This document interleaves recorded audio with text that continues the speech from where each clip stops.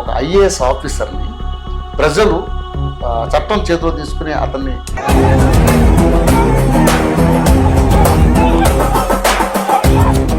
Collector అనేట ఆయన private pharma కంపెనీకి భూసేకరణ చేయడానికి ఉన్నాడా? ఈ ఫార్మా కంపెనీ అనేది ప్రకృతిని మింగే కొండ చిలువ లాంటిది. మనకన్నా అభివృద్ధి చెందిన దేశాలు అవేవి కూడా ఈ విష రసాయనమైన కంపెనీలు పెట్టుకో. ఈ అభివృద్ధి చెందిన దేశాలన్నీ ఏ పేద దేశాల్లో బకరాలు దొరుకుతారా? ఈ పిచ్చి తుగ్లక్ పాలకులు చేసిన అనాలోచిత నిర్ణయాల వల్ల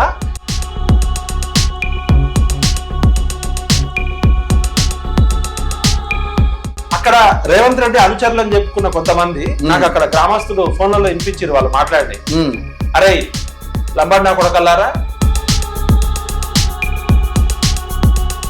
అది ప్రజాస్వామ్యంలో చాలా ప్రమాదకరమైన సంఘటన.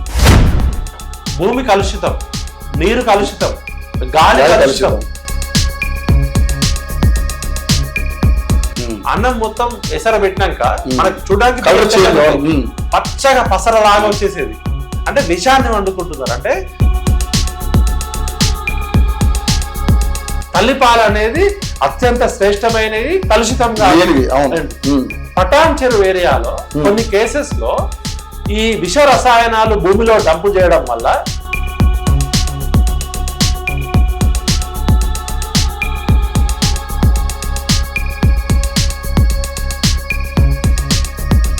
ఫ్యూచర్ జనరేషన్స్ కి రకరకాల రోగాలు వచ్చే ప్రమాదం ఉంది. కాళోజీ గారు చెప్పింది ఒకటే కొటేషన్: ప్రాంతం వాడు మోసం చేస్తే ప్రాంతంలోనే పాతర పెడతాం, ప్రాంతేతరుడు మోసం చేస్తే ప్రాంతం నుంచి తరిమి కొడతాం.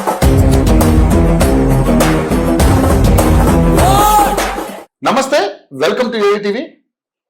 తెలంగాణ రాష్ట్రంలో కాంగ్రెస్ ప్రభుత్వం ఏర్పడ్డ కాడి నుంచి రకరకాలైనటువంటి విమర్శలు. దాదాపుగా ప్రభుత్వం ఏర్పడి 11 నెలలు కంప్లీట్ అవ్వస్తా ఉంది. ఇస్తానన్న 6 గ్యారెంటీల విషయం పక్కన పెడితే కొత్తగా కొన్ని అంశాలు బయటకు తీసుకొచ్చారు. అదే హైడ్రా అండ్ మూసీ పునరుజ్జీవం. ఈ రెండింటిని ఎందుకు తీసుకొచ్చారు అంటే, అది మేనిఫెస్టోలో పెట్టకపోయినా ఎందుకు తీసుకొచ్చారంటే రకరకాల విమర్శలు వస్తూ ఉన్నాయి. డైవర్ట్ పాలిటిక్స్ కోసం వీటిని ఉపయోగిస్తున్నారని చెప్పేసి ఇటు విపక్షాలు కావచ్చు, ప్రజా సంఘాలు కావచ్చు, ఉద్యమ నేతలు కూడా మాట్లాడుతున్నటువంటి పరిస్థితి. కేసీఆర్ పాలనే అరాచకంగా తయారైందని అందరూ భావించి కాంగ్రెస్ పార్టీకి అవకాశం ఇస్తే ఇప్పుడు Hydraa and Musi river front కోసం అనేక రకాలైనటువంటి అంశాలు తీసుకొచ్చి ప్రజల్ని తప్పుదోవ పట్టిస్తున్నారు. 6 గ్యారెంటీల్ని తీర్చలేక, 6 గ్యారెంటీల్ని వాళ్ళు అమలు చేయలేక ఇలాంటి కార్యక్రమాలను తీసుకొస్తున్నారని చెప్పేసి మాట్లాడుతున్నారు. ముఖ్యంగా చూసుకుంటే మొన్న కొడంగల్, కోస్గి అండ్ కొన్ని ఆ పరిసర ప్రాంతాల్లో ఒక కలెక్టర్ మీద ప్రజలు దాడి చేసిన ఘటన యావత్ తెలంగాణలో ఒక ఇష్యూగా తయారైంది.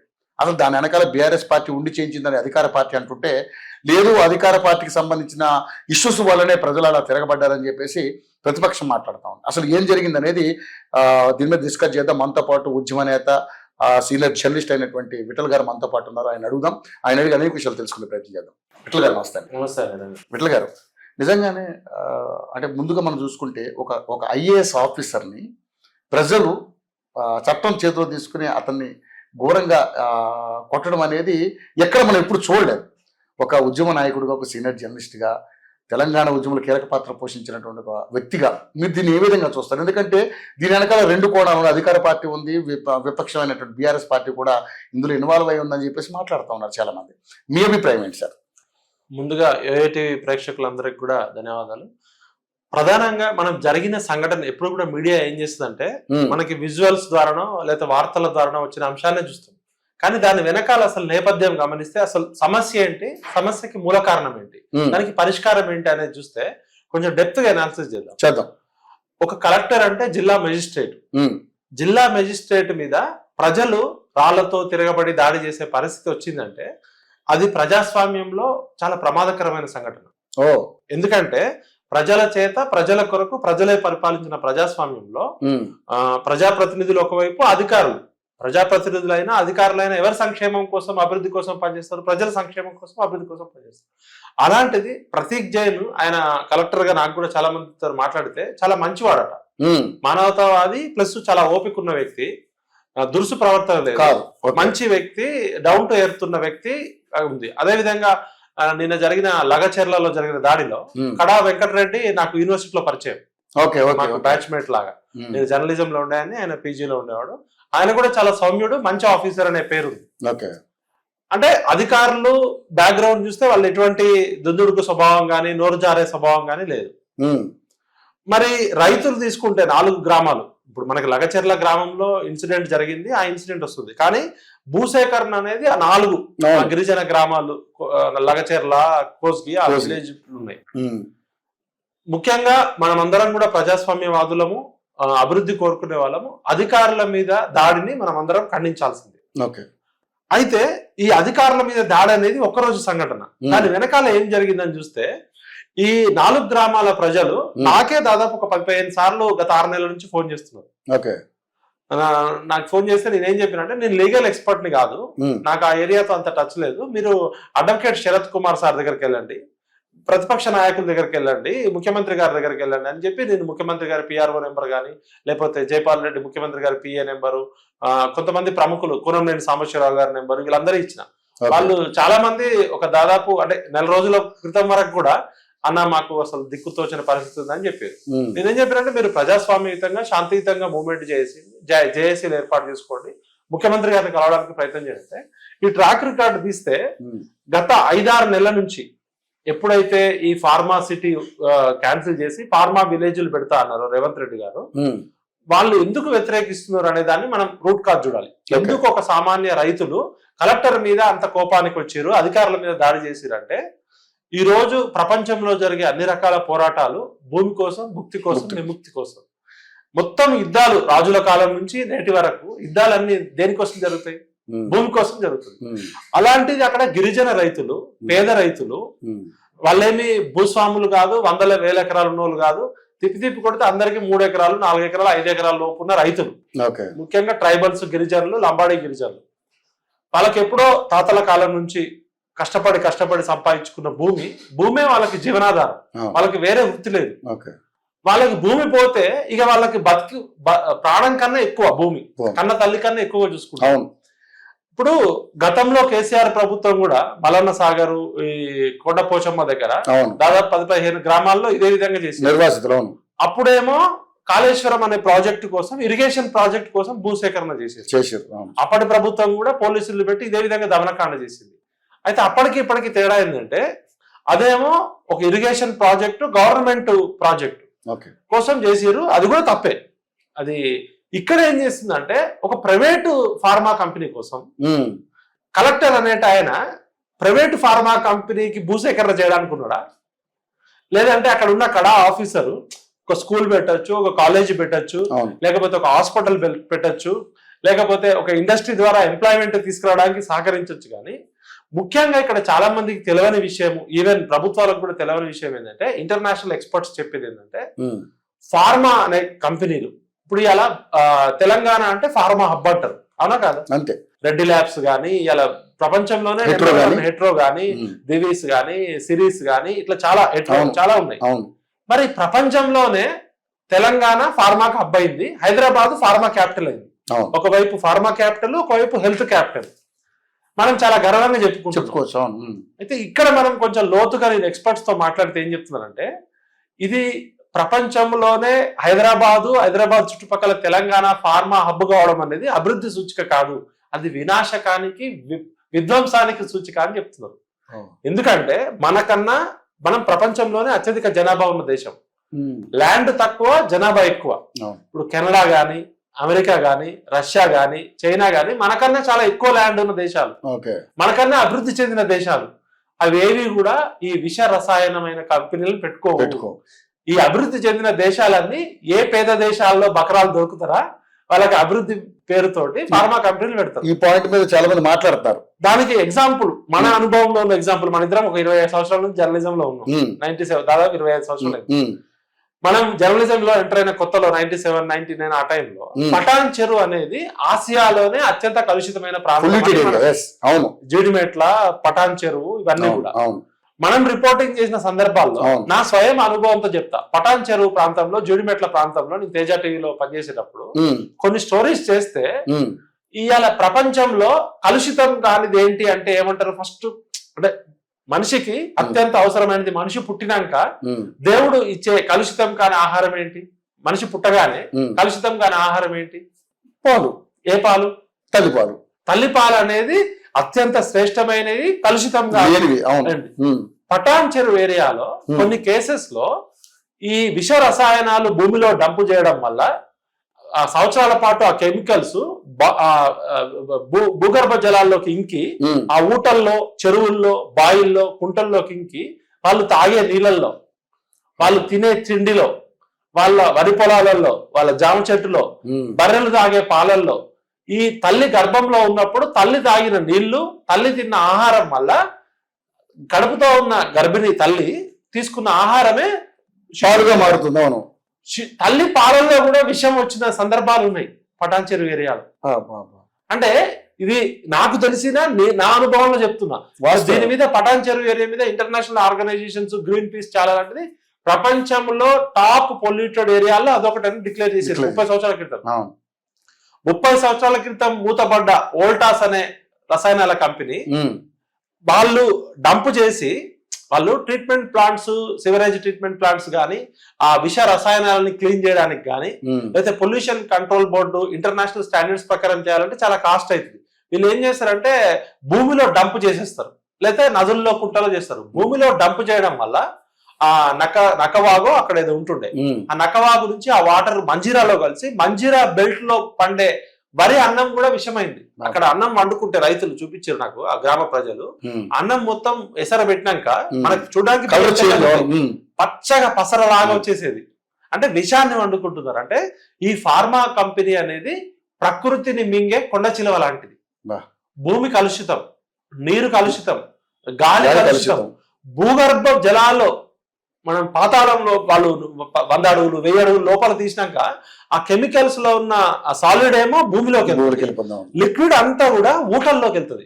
ఇప్పుడు మనం అవును. నీళ్ళు అవును. తాగు- అవును. అది ఎక్కడెక్కడికి పోతుందో తెలియదు, తెలియదు. ఎంత దూరం పోతుందో తెలియదు. భూగర్భ జలాన్ని కూడా కలుషితం. అంటే ప్రపంచంలో ఫార్మా హబ్ మేము #1 తెలంగాణ, ప్రపంచంలో హెల్త్ క్యాపిటల్ మేము, ఫార్మా క్యాపిటల్ అని చెప్పుకుంటున్నారు కదా ఘనంగా. ఈ పిచ్చి తుగ్లక్ పాలకులు చేసిన అనాలోచిత నిర్ణయాల వల్ల ఇవాళ తెలంగాణ #1 క్యాపిటల్ కాదు, తెలంగాణ #1 పొల్యూషన్ క్యాపిటల్ అవుతుంది. పటాన్ చెరువుని కలుషితం చేసిరు, జడిమెట్లను కలుషితం చేసిరు, నాచారం ఇండస్ట్రియల్ ఏరియాని కలుషితం చేసిరు. ఇక్కడ నుంచి తర్వాత ఈ మన సిరీస్ ల్యాబ్ బొల్లారం కూడా బొలారం అయిపోయింది. ఇటు నల్గొండ మన మునుగోడు కాన్స్టిట్యున్సీలో దివీసు సిరీసు అవి చేసిన విధ్వంసము ఇంకా అది ఇప్పటికీ కోలుకోలే. మహబూబ్ నగర్ జడ్చర్లు అయిపోయింది. ఇప్పుడు ఇక కొత్తగా గత ప్రభుత్వమేమో మేము అన్నింటిని ఒకటే దగ్గర తెచ్చిపెడతామని టిఆర్ఎస్ ప్రభుత్వం ఆ చైనా పోయి చూసి వచ్చి 14,000 ఎకరాలు రైతుల దగ్గర ప్రొక్యూర్ చేసారు.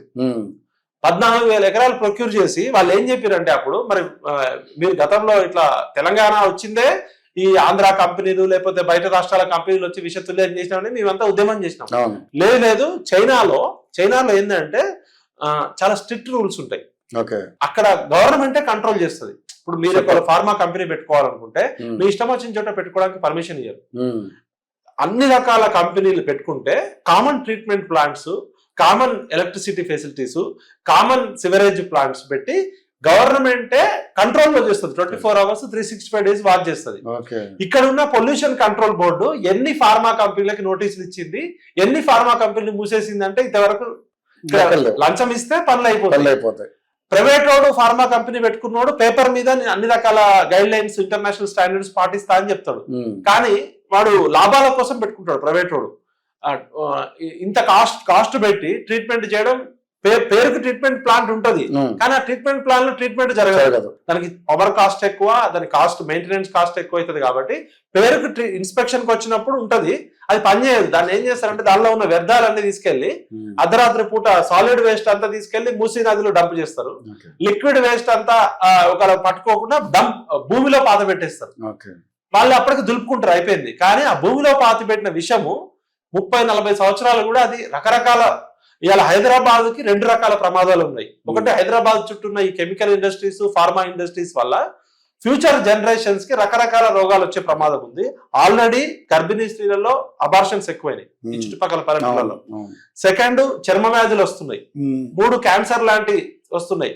రకరకాల కొత్త జబ్బులు వస్తున్నాయి, మనిషి ఆయుస్సు కూడా తగ్గిపోతుంది. అవును. Pharma companies, international pharma company strategies ఏంటంటే ఈ పేద దేశాలలో వెనుకబడ్డ అంటే ప్రజలని గొర్రెల్లాగా చూసే దగ్గర రాజకీయ నాయకులు ఎక్కడైతే కరప్ట్ అయ్యి పాలసీలు రూపొందిస్తారో అలాంటి దేశాలను పట్టుకొని రాజకీయ నాయకులకు డబ్బులు ఇచ్చేసి అభివృద్ధి పేరుతో అందమైన కథ చెప్పి ఆ ప్రజల జీవితాల్లో ఒక 100-200-300 ఏళ్ల పాటు వీళ్ళు ఏముంది ఆ టెంపర్ 5-6 కోట్లు తీసుకుంటారు, రాజకీయ నాయకులు ఇస్తారు, పర్మిషన్లు ఇస్తారు.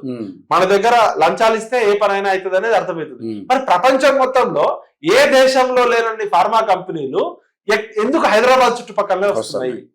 ఇది అభివృద్ధి ఆలోచించాల్సిన విషయం. ఇది విధ్వంసము, వినాశక. ఇప్పుడు దేశభక్తి అంటారు కదా, మనందరం భారత్ మాతాకి జై. దేశం అంటే మట్టి, దేశం అంటే మనుషులు అంటాం. మన మట్టిని, మన భూమాతని, మన భారతమాత నేలని, భారతమాత భూమిని, భారతమాత నీటిని, భారతమాత గాలిని కలుషితం చేయమని చెప్పి మనం ఫారెన్ కంపెనీస్ ఇన్వైట్ చేస్తున్నాం. చేసి మనం దేశభక్తి అని చెప్పుకుంటున్నాం. మళ్ళీ దాని వెనకాల ఒక కోణం ఉందేమో విఠల్ గారు. వీళ్ళు అనుకునేది ఏంటంటే ఏదైతే కొన్ని ఉద్యోగాలకు అవకాశాలు కల్పించడం కోసం మీరు ఇన్ని రకాల ఉద్యోగ కల్పనలు చేశాం కాబట్టి కంపెనీలు ఆహ్వానించామని చెప్పుకొస్తా ఉంటారు. కానీ దాని వెనకాల జరుగుతున్నటువంటి డ్యామేజ్ ఎవరికి చెప్పరు, ప్రజలకు కూడా ఎంటర్టైన్ చేయరు ఈ విషయంలో. మీరు అన్నది మంచి పాయింటే. కానీ నిజంగానే ఈ రోజు అంత విషతుల్యం అయిపోతే నిజంగా రేపు రాబోయే తరాల పరిస్థితి ఏంటి అంటే ఇక్కడ ఒకటి ప్రజలకు కూడా మనం రిక్వెస్ట్ చేయాల్సింది ఏంటంటే 150 కోట్ల జనాభా ఉన్న దేశము, అతిపెద్ద ప్రపంచంలోనే నెంబర్ 1 ఉన్న జనాభా. ఫార్మా కంపెనీలకు ఏంటంటే 2 రకాల లాభాలు. ఒకటి లంచాలు ఇచ్చి గవర్నమెంట్ అధికారులని, రాజకీయ నాయకులను మేనేజ్ చేసి పేపర్ మీద అన్ని రూల్స్ ఉంటాయి, ఇన్స్పెక్షన్స్ జరిగినట్టు ఉంటాయి. కానీ ఆ చుట్టుపక్కల ఒక 10 కిలోమీటర్ల నుంచి 50 కిలోమీటర్లలో మనిషి అనేటోడు ఇంకా 100 ఏళ్ళు బతకలేని పరిస్థితికి ఏర్పడుతుంది. అదొకటి.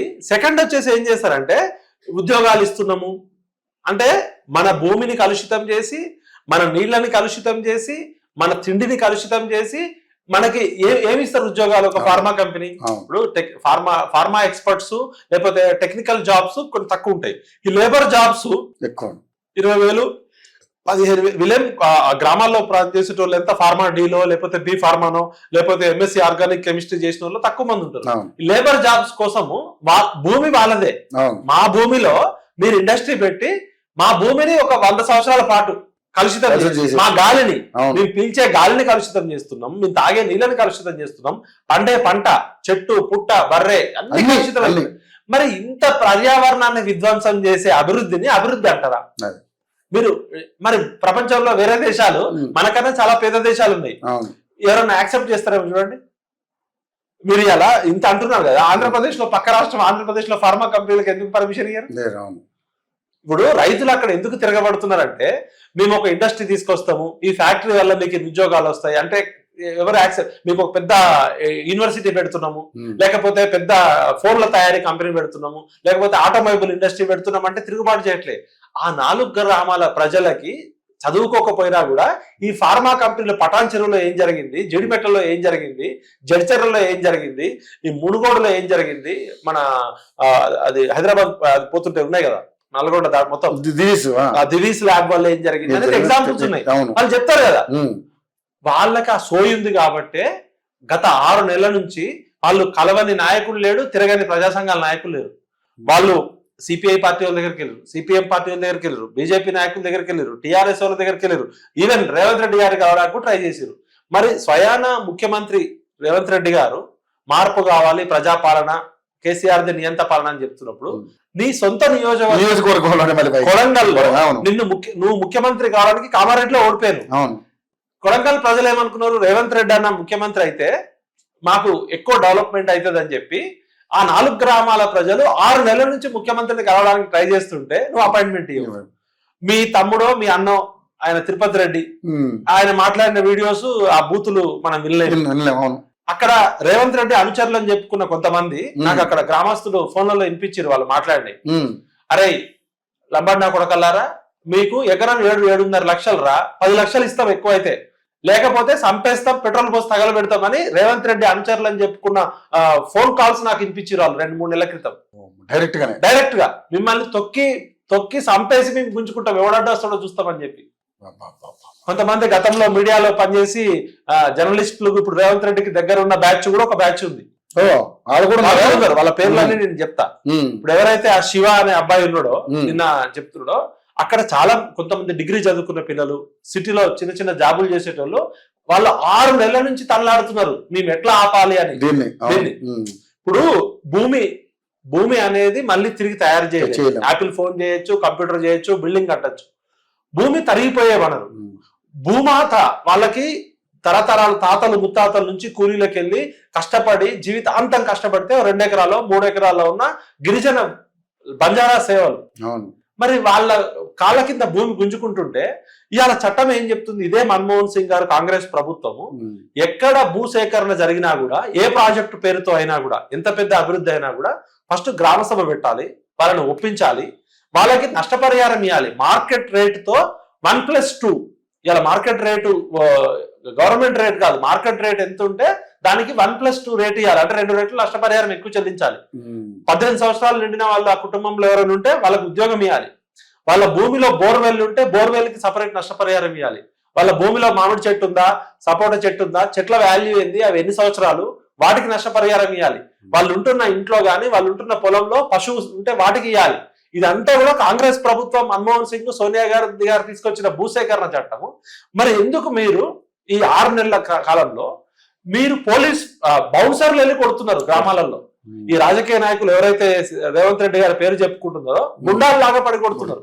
మీరు ఇప్పుడు ఈ 4 గ్రామాల ప్రజలకి పోలీసులు లేకుండా మనం మీడియాని తీసుకెళ్ళండి, ఒక్కొక్కరిది ఒక్కొక్క స్టోరీ. అవును, ఇప్పుడు ప్రతీక్ జైన్ గారి మీద దాడి జరగడము, మా మిత్రుడు వెంకటరెడ్డిని కొట్టడము, కడా ఆఫీసర్ ని అందరం ఖండించాల్సిందే. కానీ వాళ్ళు చెయ్యని నిరసన దీక్ష లేదు, వాళ్ళు కలవని లీడర్ లేదు.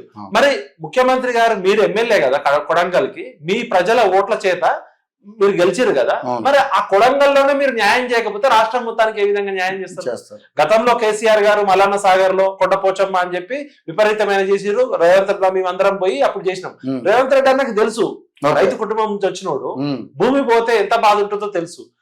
మళ్ళీ అక్కడేమో కేసీఆర్ ఇరిగేషన్ ప్రాజెక్టు, ప్రభుత్వ ప్రాజెక్ట్ అని ఆయన చేసిండు. అసలు ఒక ప్రైవేటు ఫార్మా కంపెనీ పెట్టడం కోసం కలెక్టర్ ప్రతీక్ జైన్ బ్రోకరా? కలెక్టర్ బ్రోకర్ పనిచేస్తున్నాడా? ముఖ్యమంత్రి బ్రోకర్ పనిచేస్తున్నాడా? ఎవరు అసలు వీళ్ళు?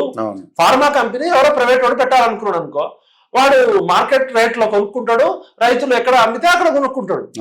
ఇప్పుడు ఒక ప్రైవేట్ కంపెనీ మీరు పెడుతున్నారండి, మీరు భూసేకరణ ఎట్లా చేస్తారు? గవర్నమెంట్ ఇన్వాల్వ్మెంట్ ఎందుకు? మీరు ఏం చేయాలి? అక్కడ రైతుల దగ్గరనో ఎక్కడ భూమి ఉంటుందో మార్కెట్ రేటు ప్రకారం ₹1 ఎక్కువ ఇచ్చి కొనుక్కుంటా ఉంటారు. అసలు ప్రభుత్వము అక్కడ మొన్న గ్రామ సభ పెట్టిరు లగచెర్ల దగ్గర. గ్రామంలోకి పోలేకనే కదా మీరు గ్రామానికి 2 కిలోమీటర్ల దూరంలో పెట్టుకున్నారు. అంటే మీకు ఆల్రెడీ తెలుసు అక్కడ గ్రామం ప్రజలంతా కోపం మీద ఉన్నారని. మరి కోపం మీద ఉన్నప్పుడు వాళ్ళని ఏం చేయాలి? మీరు బుల్డోజ్ చేయొద్దు, లేకపోతే బౌన్సర్లు పంపి వాళ్ళతో కన్సల్టేషన్ చేయాలి, కన్ఫ్రంటేషన్ కాదు. అక్కడ ఊర్లో వీలైతే 10 సార్లు కాకపోతే 100 సార్లు ఒప్పించాలి. వాళ్ళకి అంతకన్నా మెరుగైన జీవితం ఇస్తామని ఉంచాలి. అది వేరే ప్రాజెక్టుకి. మీ ఊర్లో ప్రాజెక్ట్ కంపెనీ పెడతాం, మీ ఊరిని ఒక 100 సంవత్సరాల పాటు నాశనం చేస్తామంటే మీ ఊర్లో ఉన్న భూమిని కలుషితం చేస్తాం, మీ ఊర్లో ఉన్న గాలిని కలుషితం చేస్తాం, మీరు తాగే నీళ్ళని కలుషితం చేస్తాం, మీరు పంట పండించే పంటను కలుషితం చేస్తాం, మీకు ఒక 15,000 20,000 అటెండర్ ఉద్యోగం ఇస్తాం, మీకు 5 ఎకరాలు 10 ఎకరాలు మీ దగ్గర ల్యాండ్ తీసుకొని ఒక 100 గజాలు స్థలం ఇస్తామంటే ఎంత చదువు లేదు వాళ్ళైనా కామన్ సెన్స్ అవసరం కదా. మరి ఈ కామన్ సెన్స్ ప్రభుత్వాలకు ఎందుకు లేదు? రేవంత్ రెడ్డి కాపాడుకోవాలి కదా కొడంగల్ ప్రజల్ని. ఇంకా అక్కడ ఫార్మా కంపెనీ వస్తే తప్ప ఇక వేరే అభివృద్ధి లేదా? ఇప్పుడు హైదరాబాద్ లో సాఫ్ట్వేర్ కంపెనీ ఉన్నాయి, హార్డ్వేర్ కంపెనీ ఉన్నాయి, ఆటోమొబైల్ ఇండస్ట్రీ ఉంది, రకరకాల ఫ్యాక్టరీస్ ఉన్నాయి కదా. వాళ్ళు వద్దు మర్రో మాకు ఫార్మా కంపెనీ అంటే నువ్వు ఎందుకు బలవంతంగా పెడతావు? మరి రేవంత్ రెడ్డి గారు సొంత ఊరు కొండారెడ్డిపల్లి ఉంది, వాళ్ళంతా రెడ్డి పోలీస్ పటేల్ పెద్ద పెద్ద భూస్వాములు, వాళ్ళ భూముల్లో పెడతారు ఫార్మా కంపెనీ. పొలిటీషియన్స్ ఇంత మాట్లాడుతున్నారు కదా, ఇప్పుడు కాంగ్రెస్ లీడర్లు ఇంత మాట్లాడుతున్నారు కదా, టీఆర్ఎస్ లీడర్లు, కాంగ్రెస్ లీడర్లు, ఒక్కొక్కరికి 100 ఎకరాల భూములు ఉన్నాయి కదా. మరి ఒక ఫార్మా కంపెనీకి అనుమతి ఏమనండి? వాళ్ళు ఏమంటుందంటే ఈ 4 గ్రామాలే కాదు, చుట్టుపక్కల దాదాపు 10 కిలోమీటర్ల నుంచి 50 కిలోమీటర్ల వరకు భూగర్భ జలాలు కలుషితమవుతాయి. ఇప్పుడు ఒక కెమికల్ ఫ్యాక్టరీ పెడితే పైన పొగ్గొట్టం ఉంటది, పైన గాలి పొల్యూషన్ అవుతుంది, గాలి ఎక్కడ దాకా పోతుంది? రేవంత్ రెడ్డి కుటుంబం కూడా కొడంగల్ పోతే రేవంత్ రెడ్డి మనవడు కూడా గాలి పీల్చవచ్చు, చెప్పలేము కదా. ఇప్పుడు గాలి ముఖ్యమంత్రి పీల్చే గాలి వేరు, ముఖ్యమంత్రి మనవడు పీల్చే గాలి, రేవంత్ రెడ్డి అన్నకి పీల్చే గాలి. ఈ రాజకీయ నాయకులుగా 100 ఏళ్ళ బతకరు కదా. వాళ్ళకేం సపరేట్ వాతావరణం లేదు కదా, అంటే వాతావరణం కలుషితం చేస్తారు. ఆయన సొంత నియోజకవర్గాన్ని కలుషితం చేసుకుంటుండు. మరి వీళ్ళని పాలకులు అందామా, పిచ్చి తుగ్గులకు అందామా, వీళ్ళకి చదువు ఉందా, సోయి ఉందా, వీళ్ళకి ఏమైనా తెలుసా, అసలు ఏం తెలుసానో తెలుసా, ఏం తెలియదో అది కూడా తెలియదా? ప్రపంచంలో మీరు మానవ అభివృద్ధి సూచికలో ఏ దేశమైనా మాకు ఫార్మా కంపెనీ వద్దురని ఆయన అంటారు. ఇంత పేదరికమైన ఆఫ్రికా దేశాలు కూడా వద్దంటాయి. ఈవెన్ చిన్న చిన్న Nepal, Bhutan, Ethiopia, Tanzania, Uganda లాంటి దేశాలు కూడా ఫార్మా వద్దంటాయి. వాళ్ళు ట్రైబల్. మరి మనం ఎందుకు ఎగిరెగిరి తెచ్చుకుంటున్నాం అంటే మనకి భవిష్యత్తు తరాల పట్ల ప్రేమ లేదు, భూమి పట్ల ప్రేమ లేదు, మనకి దేశభక్తి లేదు. దేశం అంటే మనుషులే, దేశం అంటే మట్టి అంటాం. మన మట్టిని మనం కలుషితం చేసుకోవడానికి గొప్పగా చెప్తాం. మరి కేంద్ర ప్రభుత్వం ఎట్లా పర్మిషన్ ఇస్తుంది, రాష్ట్ర ప్రభుత్వం ఎట్లా పర్మిషన్ ఇస్తుంది, పొల్యూషన్ కంట్రోల్ బోర్డు ఏం చేస్తుంది, నేషనల్ ఫార్మా కౌన్సిల్ ఏ విధంగా గైడ్ లైన్స్ ఇస్తుంది?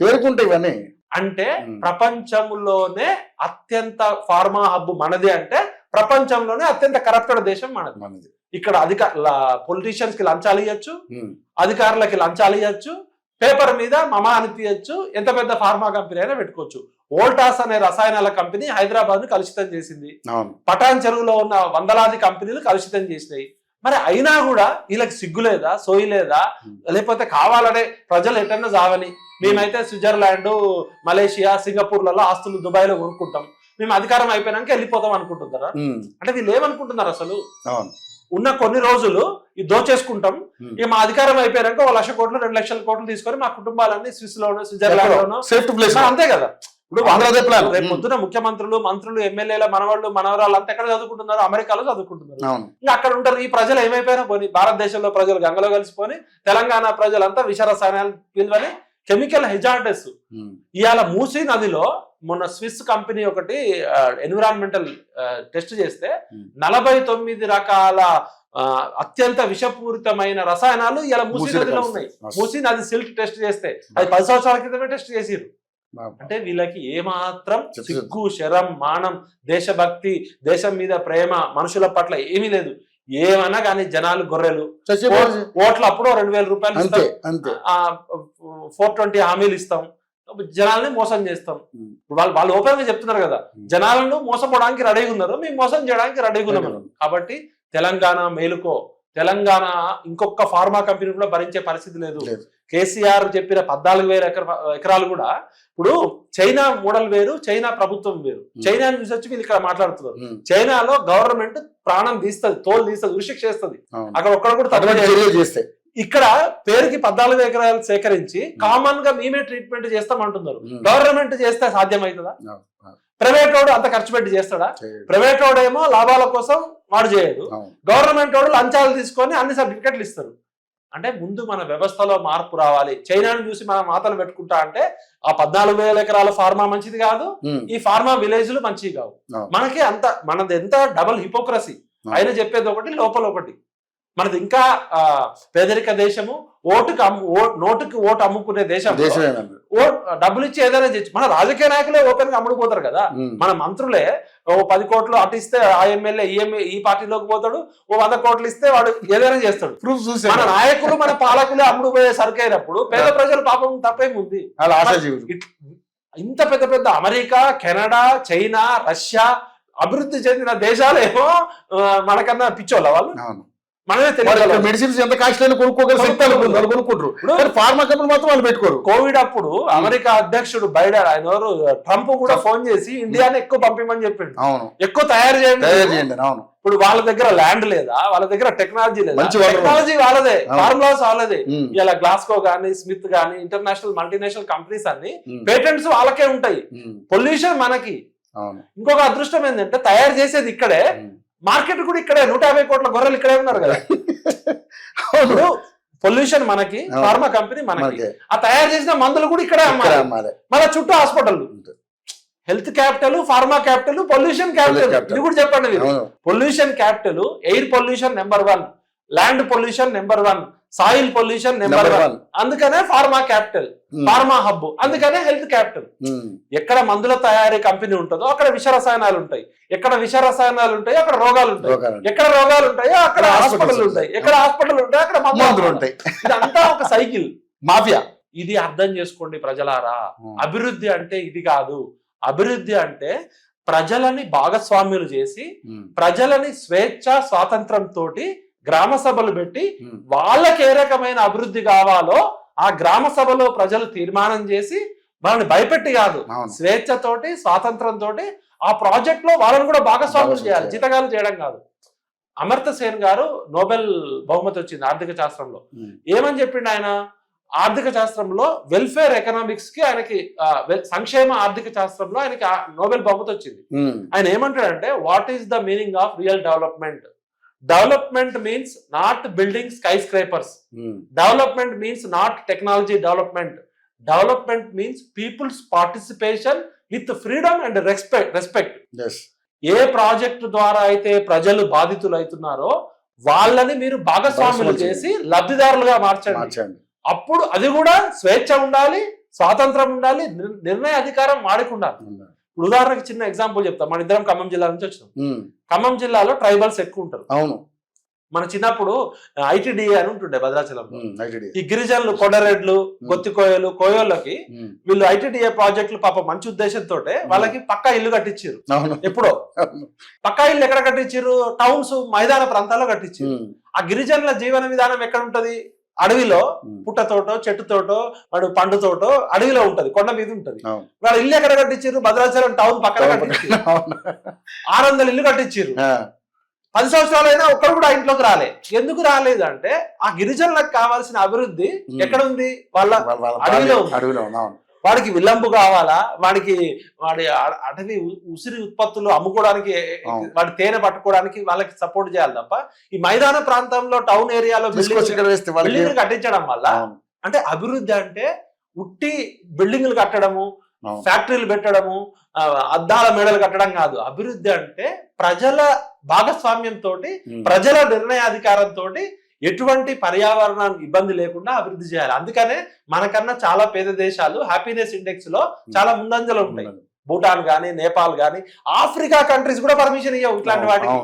ఆఫ్రికా కంట్రీస్ అంటే ఒక పెద్ద ఐడియా అది. అట్లాంటి వాళ్ళు కూడా ఈ ఫార్మా కంపెనీలకు ఇయ్యరు. కోకో కోలా, పెప్సీ కంపెనీలు చాలా చోట్ల బ్యాన్ చేస్తారు. వాళ్ళు ఏం చేస్తారంటే మన భూమిలో ఫ్యాక్టరీ పెట్టి మన నీళ్ళని మనకే లీటర్ నీళ్ళు 20 రూపాయలకు అమ్ముతాం, రంగు నీళ్లు మార్చి. అంటే మనం ఎంత ప్రమాదకరమైన పరిస్థితిలో ఉన్నాము. 1200 మంది చచ్చిపోయి 60 సంవత్సరాల పోరాటంలో తెచ్చుకున్న తెలంగాణ ఈ ఫార్మా హబ్బు చేయడానికి, పొల్యూషన్ హబ్బు చేయడానికి మీకు అర్థమవుతుంది కదా. బ్రహ్మాండంగా ఇది ప్రజలకు తెలియజెప్పాలి. ఇది రేవంత్ రెడ్డో, కేసీఆర్ కాదు, మొత్తం సెంట్రల్ గవర్నమెంట్ కూడా ఒక పాలసీ తీసుకోవాలి. లేదన్న, కాకపోతే ఇక్కడ వీళ్ళంతా కూడా నిజంగా మీరు అన్నట్టుగా పాలకుల్లోని చిత్తశుద్ధి లేనప్పుడు ప్రజలు మాత్రం ఏం చేస్తారన్న? దీన్ని ఏ విధంగా కంట్రోల్ చేయాలి అసలు? కానీ నిజంగానే ఇప్పుడు మొన్న తిరగబడ్డట్టుగానే ప్రతి ఒక్కరు తిరగబడితే కానీ చైతన్యం రాదనిపిస్తుంది. ఎందుకంటే ఇప్పుడు సరే నీ దగ్గర అధికారం ఉంది, వాళ్ళు తిరగబడ్డారు కదా అని చెప్పి పోలీసులు అందరూ తీసుకుపోయి అందరిని కిడ్నాప్ చేయించారు. అక్కడ ఉన్న వాళ్ళందరినీ, ఎవరైతే తిరగబడ్డారో వాళ్ళందరూ కిడ్నాప్ చేయించి ఈ రోజు ఊరంతా నిర్మానుష్యంగా ఉండిపోయింది. మీరు గమనించే ఉంటారు నాకు తెలిసి.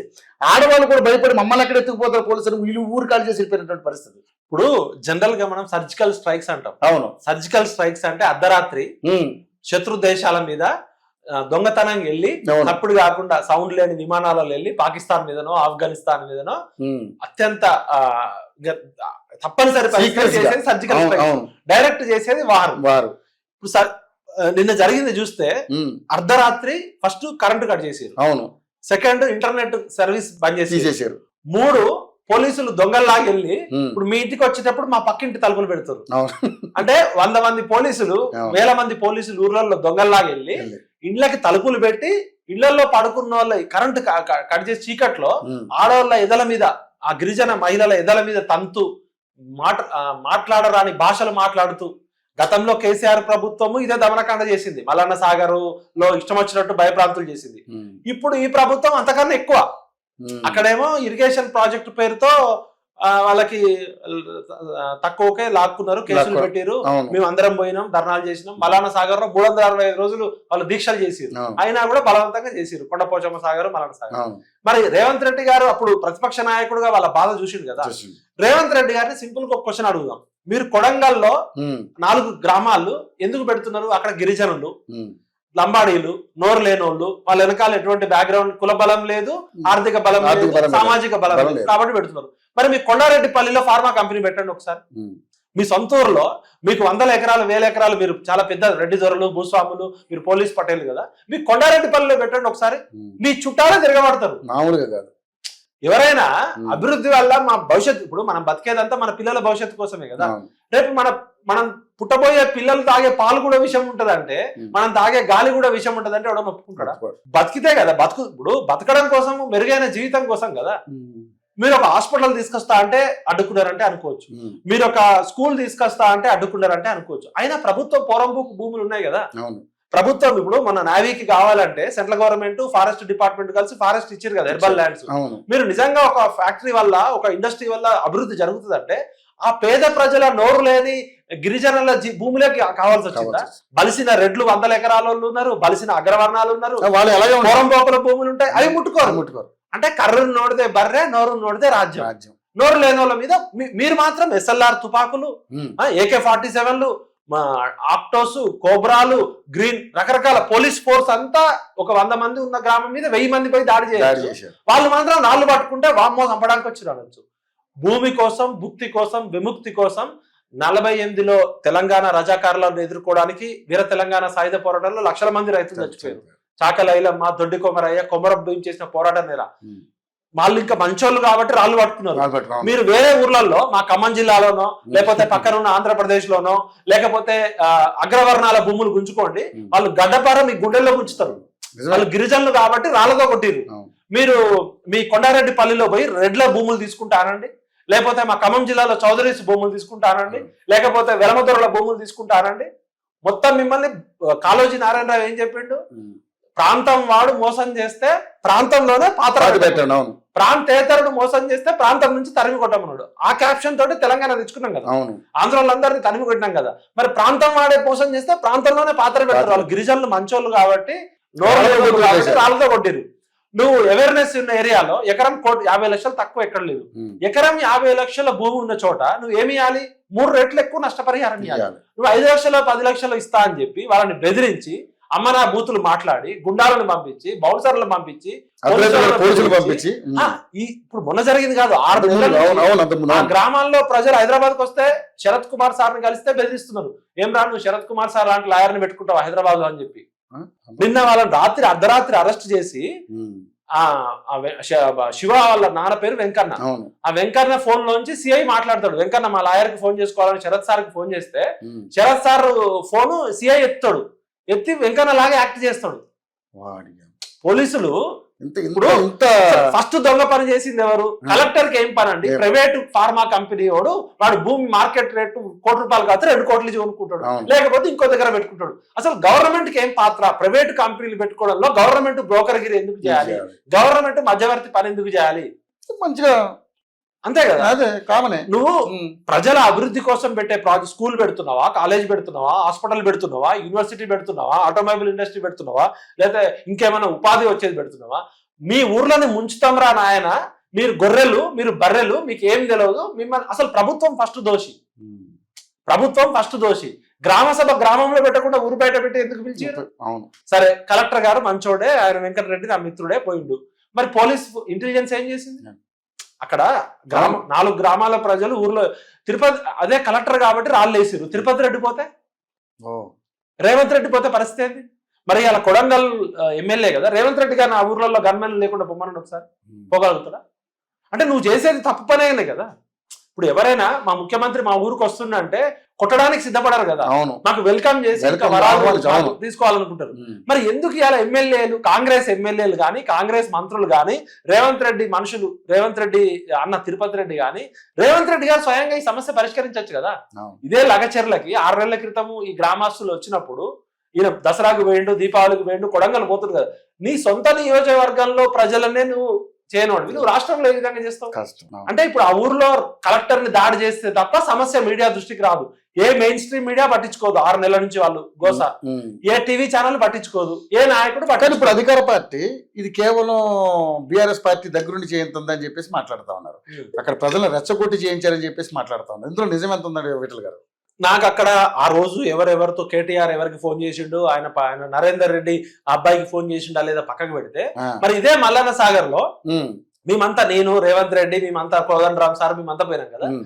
అప్పుడు మేమంతా రెచ్చగొడితేనే వాళ్ళు 365 రోజులు లేహాదీక్ష ధ్యానం చేశారు. చేశారు. అవును. భూములు కోల్పోయినోడు ఫస్ట్ కడుపు మంట. కడుపు మంట ఉంటది. ఉమ్. వాడికి ఉన్నదే 2 ఎకరాల భూమి. అవును. వాడికి అదే తప్ప ఇంకో వాడికి చదువు లేదు, వాడికి ఎటువంటి ఉపాధి లేదు. ఆ 2 ఎకరాల భూమి మీదనే వాళ్ళ 3 తరాలు బతకాలి. అవును. వాడి తండ్రి తరము, వాడి తరము, వాడి పిల్లల తరము. మరి భూములు గుంజుకుంటా అంటే ఈ దేశంలో ఈ ప్రపంచంలో ఎక్కడైనా ఉద్యమాలు వస్తాయా రావా? ఏ ప్రాజెక్ట్ అయినా డెఫినెట్లీ. అది ఇరిగేషన్ 50 సంవత్సరాల క్రితం నాగార్జున సాగర్ ప్రాజెక్ట్ తీసుకోవచ్చు, తెహ్రీ డ్యామ్ ప్రాజెక్ట్ ఏ ప్రాజెక్ట్ ఇది ఇంకా ఫార్మా కంపెనీ. అవును. అసలు ఫస్ట్ నీకు బుద్ధి లేదు, సోయి లేదు, ఫార్మా కంపెనీ అక్కడ పెడుతున్నావు అంటే అవును. నువ్వు అభివృద్ధి చెందిన ఊర్లలో పెట్టు, మరి మీ ఊర్లో పెట్టుకో. మీ సొంత రాజకీయ నాయకులు ఇంత మాట్లాడుతున్నారు కదా, అవును. ఇప్పుడు ఎవరెవరైతే పెద్ద పెద్ద మాటలు మాట్లాడుతున్నారో వాళ్ళకు 100 ఎకరాల భూములు ఉన్నాయా? ఉన్నాయి. మరి వాళ్ళ భూములు ఎందుకు పెట్టరు? గవర్నమెంట్ భూములు పెట్టరు, ఫోరంబోకు భూములు పెట్టరు, బంజర భూముల్లో పెట్టరు. 3 పంటలు పండి 2 పంటలు పండే భూములు పేద రైతులు అంటే వాళ్ళైతే ఏం చేయలేరు. అవును. అంటే ఫస్ట్ కేసు తప్పు చేసింది గవర్నమెంట్, ఉమ్. ఫస్ట్ తప్పు చేసింది కలెక్టరు, ఫస్ట్ తప్పు చేసింది అక్కడ. అంటే పేద ప్రజల గొంతు కోయడానికి మీరు పోయారు. అవును. మీరు అభివృద్ధి అమాయకుల్ని వాళ్ళు ఏమంటారు అనే ఉద్దేశంతో వాళ్ళు ప్లాన్. అంతే కదా. అది ఇప్పుడు ఎక్కడైనా నోరు లేనోడు పాపం బలహీనుడే బలహీనుడు. ఎవడో మీరంటాడు నాలంటాడు ఉంటాడు అందరూ. ఉంటే ఇప్పుడు సోషల్ మీడియా వచ్చింది. yes, definitely. ఇలా ఆ మాత్రం చైతన్యం 6 నెలల నుంచి వాళ్ళు హైదరాబాద్ లో కలిసిరు. కురంనేని సాంబశివరావు గారిని ఒక వారం 10 రోజుల క్రితం కూడా కలిసిరు. కలిసారు. అక్కడ కలిసిన తర్వాత నా దగ్గరకు వస్తా అని చెప్పారు వాళ్ళు, మరి తర్వాత రాలేదు. ఉమ్. కోదండ రామ్ గారిని కలిసిరు, మరి కోదండ రామ్ గారు ఏం మాట్లాడట్లేదు. అవును. ఇదే ఆకునూరి మురళి గారు మాట్లాడాలి కదా, మాట్లాడు. ఇదే హరగోపాల్ గారు మాట్లాడాలి కదా. కాంగ్రెస్ ప్రభుత్వం మార్పు రావాలని చెప్పారు కదా, మరి కోదండ రామ్ రేపు పొద్దున అక్కడికి పోవాలి కదా పౌరవకుల నేతగా. మరి హరగోపాల్ అక్కడ ఉండాలి కదా. మరి ఈ ఆయన ఎవరు బెల్లయ్య నాయకుడు, మరి లంబాడి హక్కుల మీద పోరాటం చేసిండు. ఆయన పోరాటమే లంబాడి హక్కుల పోరాటం. ఇప్పుడు ఇలా మనకి లారెన్స్ బిష్నోయ్ అనేది, లారెన్స్ బిష్నోయ్ అనేటోడు సల్మాన్ ఖాన్ చంపుతా అంటున్నాడు. ఎందుకు చంపుతా అంటున్నాడు? ఎందుకు చంపుతా అంటున్నాడు? ఒక కృష్ణ జింక్ మీద ఆయనకున్న ప్రేమ. కృష్ణ జింక్ అనేది బిష్నోయ్ తెగకి దేవుడు లాగా. కృష్ణ జింక అనేది వాళ్ళకి ఆరాధ్యమైన జంతువు. ఆ బిష్నోయ్ తెగ మొత్తం, బిష్నోయ్ తెగ కూడా ఒక గిరిజన జాతి లాంటి తెగ. వాళ్ళు మొత్తం వార్ డిక్లేర్ చేసిరు. అంటే రేపు పొద్దున ఈ గిరిజనులంతా ఒకవేళ బిష్నోయ్ లాగా రేవంత్ రెడ్డి కుటుంబం మీద వార్ డిక్లేర్ చేస్తే తరతరాల పాటు ఎవడు కాపాడతాడు? ఇవ్వాలంటే అధికారంలో ఉన్నాడు రేవంత్ రెడ్డి, తిరుపతి రెడ్డి, కొండల రెడ్డి తిరుగుతున్నారు. ఒక అధికారం కోల్పోయినాక మొత్తం దేశంలో ఉన్న గిరిజనులు లంబాడాలంతా వీళ్ళు టార్గెట్ చేస్తే ఎవడు కాపాడుతాడు? వీళ్ళకి సోయుందా? అంటే ఎక్కడ ఉన్నారు అనుకుంటున్నారు వీళ్ళు? సో ఇంకా జనాలు అంతే కదా, అలాగే ఉన్నారు. ఒక కృష్ణ జింక్ అని చంపితేనే ఒక బిష్నోయ్ తెగ ఇవాళ మొత్తం ఇండియాకి ఎవడైతే ఆ కృష్ణ జింక్ అని 10 మందిని తీసుకువెళ్తున్నాడు. వాడు ఇక్కడ నుంచి దుబాయ్ పారిపోవాలి, అమెరికా పారిపోవాలనుకుంటున్నాడు. రేపు పొద్దున ఈ రేవంత్ రెడ్డి ప్రభుత్వం మీద, కాంగ్రెస్ ఎమ్మెల్యేల మీద, అక్కడ ఉన్న లీడర్ల మీద మొత్తం ఇండియాలో ఉన్న గిరిజన బంజారా సేవ ఒక తీర్మానం చేస్తుంది. ఇక మా భూములు గుంజుకున్నారు, వీళ్ళనే మా పిల్లల్ని 3rd డిగ్రీ పెట్టి కొట్టించారు. ఇవాళ కొడుకుని తండ్రికి దూరం చేసారు, తల్లిని బిడ్డకి దూరం చేసారు, గర్భిణీ స్త్రీలని కాళ్ళతో దనేరు, ఎదల మీద, ఆడవాళ్ళ ఎదల మీద మనం చెప్పలేని రాయలేని మాటలు తిట్టారు. వీళ్ళు పోలీసులా, ప్రభుత్వమా, అధికారులా, గుండాలా? ఈ గుండాగిరి చేసింది ఎవరు? ఫస్ట్ గతంలో కేసీఆర్ ప్రభుత్వం ఇట్లా చేసింది అని చెప్పి మేము ఆ మాత్రం సోయి ఉండాలి కదా. రేపు బంజారా సేవాలాల్ సేన మొత్తం తీర్మానం చేస్తుంది. భారతదేశంలో ఉన్న బంజారాలందరికీ రేవంత్ రెడ్డి కుటుంబం శత్రువు అని డిక్లేర్ చేస్తుంది. అప్పుడు నువ్వేమైనా చేయగలుగుతావా? లక్షల మంది ఉంటారు. కరెక్ట్. నీ ప్రభుత్వం ఏం చేయలేదు, నీ పోలీసులు ఎవరు కాపాడలేదు. అందరు కలిసి వచ్చారంటే మామూలు. నువ్వు అధికారంలో ఉన్న రోజు కాపాడుతారు. నీ అధికారం కోల్పోయినాక నీ కుటుంబానికి థ్రెట్, నీ పిల్లలకి థ్రెట్. ఏమనుకుంటున్నారు మీరు? ఎక్కడ ఉన్నారు అనుకుంటున్నారు? అంటే మీరు చూడట్లేదా ప్రపంచంలో ఏం జరుగుతుంది? ఒక్క మనిషి తెగిస్తే దేశమే అమెరికా లాంటి దేశానికి చూపించిండు బిల్లాడని.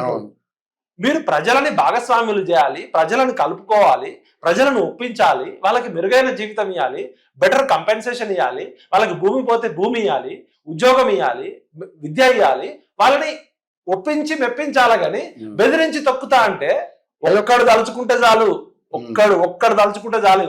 ఏమనుకుంటారో మీరు ఇవాళ 40లో ఉన్నారు, పోలీసులు ఉన్నారు 60లో 70లో ఉన్నప్పుడు మీరు చేసిన పాపం శాపము మీ కుటుంబానికి ఉసురు తీసుకోకండి. ఇప్పుడు మల్లన్న సాగర్ ఉసురు కేసీఆర్ కి తగిలిందా లేదా? ఆ భూ నిర్వాసితులు వాళ్ళు శాపాలు తగులుతాయా లేదా? ఘోరంగా తిట్టున్నారు. మరి నేనేమంటున్నా అంటే రేవంత్ అన్నకి ఫస్ట్ ఈ ఫార్మా కంపెనీలు మనకు వద్దు. మనకు కావాల్సింది రకరకాల ఇండస్ట్రీస్ ఉన్నాయి. ఫార్మా కంపెనీ అంటే ప్రకృతిని మింగమని, మనమే కొండ చిలువని, ఆనకొండని, విష రసాయనాన్ని ఆవరించడమే మనకి సెట్ కాదు. ఇప్పటికే చాలా నాశనం అయిపోయింది. ఉన్నదాన్ని కాపాడుకోవడం దయచేసి నేను ఆ గిరిజనులకి చెప్తున్నా, మీరు కలెక్టర్ మీద దాడి చేయడము, ఆఫీసర్లను కొట్టడం సమస్య పరిష్కారం కాదు. మీరు పౌర సమాజానికి మీ బాధలు తీసుకెళ్ళండి. అవసరమైతే సోనియా గాంధీ దగ్గరికి పోదాం, రాహుల్ గాంధీ దగ్గరికి పోదాం, ఢిల్లీలో జంతర్ మంతర్ లో కూర్చుందాం. మనం తెలంగాణ ఉద్యమము హింసాయుత పద్ధతిలో రాలే కదా, మనం ఎన్నో రకాల పోరాటాలు చేసినాం. దయచేసి మీరు కూడా, పోలీసులు కూడా, ప్రభుత్వం కూడా, వాళ్ళు తెలుసో తెలియకో పొరపాటు చేసారు, వాళ్ళని దేశ ద్రోహుల్లాగానో తీవ్రవాదుల్లాగానో కసబు కన్నా దారుణంగా చేయకండి మీరు. ఎందుకంటే వాళ్ళని కసబును కూడా చాలా స్మూత్ గా హ్యాండిల్ చేశారన్నా. మీరు ఇట్లనే రెచ్చగొడితే మొత్తం గిరిజన జాతి మొత్తం మిమ్మల్ని శత్రువులుగా డిక్లేర్ చేసే ప్రమాదం ఉంది. కాశ్మీర్ నుంచి కన్యాకుమారి వరకు ఉంటారు, వాళ్ళందరూ ఏకమవుతారు. కాబట్టి రేవంత్ అన్న, ఇది నీకు మంచిది కాదు, నీ కుటుంబానికి మంచిది కాదు, తెలంగాణకు కూడా మంచిది కాదు. ఆయన 10 ఏళ్ళు ఉండాలనుకున్నాడు, ఉండాలనే ప్రయత్నం చేయాలి. ఇదంతా ఏంటంటే ఎవరైనా మంచి పని చేయాలని చూస్తారు, కాకపోతే ప్రాపర్ గా అవగాహన ఉండాలి. నీకు సరైన అవగాహన ఉండాలి. సరైన అవగాహన ఉంటే సరైన ఆలోచన వస్తుంది. నీ అవగాహనలోనే లోపం ఉంటే నీ ఆలోచన కూడా లోపం ఉంటది. అభివృద్ధికి లింక్ ఉంటది. అవగాహన, ఆలోచన, అభివృద్ధి, ఈ మూడు ఒకదానికి ఒకటి లింక్ ఉంటాయి. వీళ్ళు డైరెక్ట్ అభివృద్ధి గురించి మాట్లాడతారు. ఒక దగ్గర ఒక ఫ్యాక్టరీ పెట్టాలి, ఆలోచన లేకుండా చేసే పని. ఆలోచన కన్నా ముందు అవగాహన ముందు స్టడీ చేయాలి. ఏదో ఫారెన్ పోయొచ్చో, లేకపోతే అక్కడ నక్క పులిని చూసి నక్క వాదం పెట్టుకుంటుంది. అందుకనే మన రాజకీయ నాయకులకి ఎక్స్పీరియన్స్ ఉండాలి, ఎక్స్పోజర్ ఉండాలి, లేకపోతే చదువు అని ఉండాలి. ఇప్పుడు చదువు ద్వారా జ్ఞానం వస్తుంది, ఎక్స్పోజర్ ద్వారా వస్తుంది, లేకపోతే ఎక్స్పీరియన్స్ ద్వారా వస్తుంది. ఈ మూడు లేకుండా నేను పాస్పోర్ట్ బ్రోకర్నో, రియల్ ఎస్టేట్ బ్రోకర్నో, లేకపోతే హోటల్లో బ్రోకర్నో చేయడానికి పని చేసి 50 కోట్లు 100 కోట్లు తీసుకొచ్చి నేను ఎమ్మెల్యే అయిపోతా, పేదవాళ్ళకి ఒక స్లమ్స్ లో ఉన్న వాళ్ళకు 2000 3000 ఇచ్చి ఎలక్షన్ లో గెలుస్తా, ఇంకా రాజుని అయిపోయినా 5 సంవత్సరాలు ఏదైనా చేస్తామంటే అది నడవదు. ఆ కాలం పోయింది. ప్రతి ఒక్కరికి సోయి వచ్చింది, సోషల్ మీడియా వచ్చింది, అవేర్నెస్ వచ్చింది. మీరు పాలకులు ప్రజల జీతగాళ్ళు, పాలకులు ప్రజల సేవకులు అనేది మర్చిపోతున్నారు. మీరు ఏదో పెద్ద రాజుల్లాగా, చక్రవర్తుల్లాగా మా ఇలాకా, ఎవడి ఇలాకా ఇది? ఇలాకానా అది? ప్రజల ఇలాకా ఇది. మీరు జీతగాళ్ళు, మీరు ప్రజల చేత ఓట్లు అడుక్కున్న బిచ్చగాళ్ళు. అంతే. ఇది నా ఇలాకా, అది నా ఇలాకా. ఒక ఆయన గజ్వేల్ నా ఇలాకా అంటాడు, ఒక ఆయన కొడంగల్ నా ఇలాకా, ఒక ఆయన సిరిసిల్ల నా ఇలాకా. అరే ఫస్ట్ మీ మైండ్ సెట్ మార్చుకుంటారా బాబు. మీరు ప్రజల జీతగాళ్ళు, ప్రజల సేవకులు, ప్రజా ప్రతినిధులు. మీరు రాజులు కాదు, చక్రవర్తులు కాదు. ఓటు అనే భిక్షం మేము వేస్తే వచ్చిన మా జీతగాళ్ళు, మా సేవకులు. అది మర్చిపోయి మీరు పేరుకే అన్న ఎవరిని అలాగా మనుషులు అయితే ప్రజల్లో అవేర్నెస్ వచ్చినప్పుడు మీరు మంచిగా చెప్పలేదు అనుకో, దంచి చెప్తారు. ఇప్పుడు 4 గ్రామాల ప్రజలు ఏకమై చావుకు సిద్ధపడితే మీ ఆర్మీ ఆపుతుందా, మీ మిలిటరీ ఆపుతుందా, మీ పోలీసులు ఆపుతారా? ఇలా ఆఫీసర్స్ లైఫ్ థ్రెట్ లో ఉంటాయి. మొన్న ఎంఆర్ఓ అని ఒక ఆమెని మనం గుర్తుంది కదా, సజీవ దహనం చేసి పెట్రోల్ పోసి డిస్పారేషన్ అసలు మామూలు కాదు. అది మన కళ్ళ ముందే జరిగింది. నిన్న కాక మొన్న కూడా ఒక ఎంఆర్ఓ మీద దాడికి ప్రయత్నించారు కదా. అంటే వాడు కడుపు మండిన రైతు ఏం చేస్తాడు? ఇప్పుడు జై జవాన్ జై కిసాన్ అంటాం.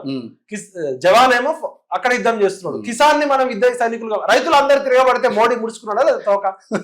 ఇప్పుడు రైతులందరూ పంజాబ్ రైతులు అంటే ఇక్కడ తెలంగాణ రైతులందరినీ గ్రామాలలో తిరగబడమని చెప్తున్నారు. అంటే మీరు మళ్ళీ ఏం చెప్తున్నారు? తెలంగాణలో అంతరించిపోయిన నక్సలిజాన్ని ఇంకో రూపంలో తీసుకురావాలి, లేదా రజాకారుల పాలన తీసుకొస్తే మళ్ళీ ఒక వీర తెలంగాణ సాయుధ పోరాటం రావాలి. ఎవరికి కావాలరా మీ అభివృద్ధి? మీరే బిచ్చగాళ్ళు, మీరే నాశనం చేయకుండా చాలు. మీరు ఏదైనా ఆస్తులు అమ్మి మీదేదో అభివృద్ధి చేసిన మీరు మేము కట్టిన పన్నులతోటి బతికేటోళ్ళు, మా ట్యాక్సెస్ కి మీరెవరు? మాకు అక్కర్లేని అభివృద్ధి చేయడానికి మీరెవరు? మేము అడిగింది చేయండి, మేము అడిగింది చేయండి, మేము చెప్పింది చేయండి. మీరు ఎక్స్ట్రా చేసి మీ కళల ప్రాజెక్టుల కోసం మీరు తుగ్లక్ కన్నా ఒక ఆలోచన ఉంటుంది. ఒక డెమోక్రసీలో డిస్కషన్, డిబేట్, డైలాగ్ ఉంటది. పూర్వం రాజుల కాలంలో కూడా మంత్రి, మహామంత్రి, పండితులు సభ జరుగుతుంది, డిస్కషన్ జరుగుతుంది. ఒక మనిషి తప్పు చేస్తే 4 కొరడా దెబ్బలు కొట్టాలా, 2 కొరడా దెబ్బలా అని డిస్కషన్ జరిగేది రాజుల కాలంలో కూడా. మీకు ఒక డిస్కషన్ లేదు, ఒక డిబేట్ లేదు, ఒక డైలాగ్ లేదు. గ్రామ సభ గ్రామంలో పెట్టకుండా ఊరు బయట పెట్టిరంటేనే ఫస్ట్ తప్పు. అంటే అక్కడ ప్రమాదం ఉంది. అక్కడ మరి ఇంటెలిజెన్స్ ఉంది. అక్కడికి వెళ్ళలేక ఎందుకు అంటే మీరు దొంగలా భయపడుతున్నారు?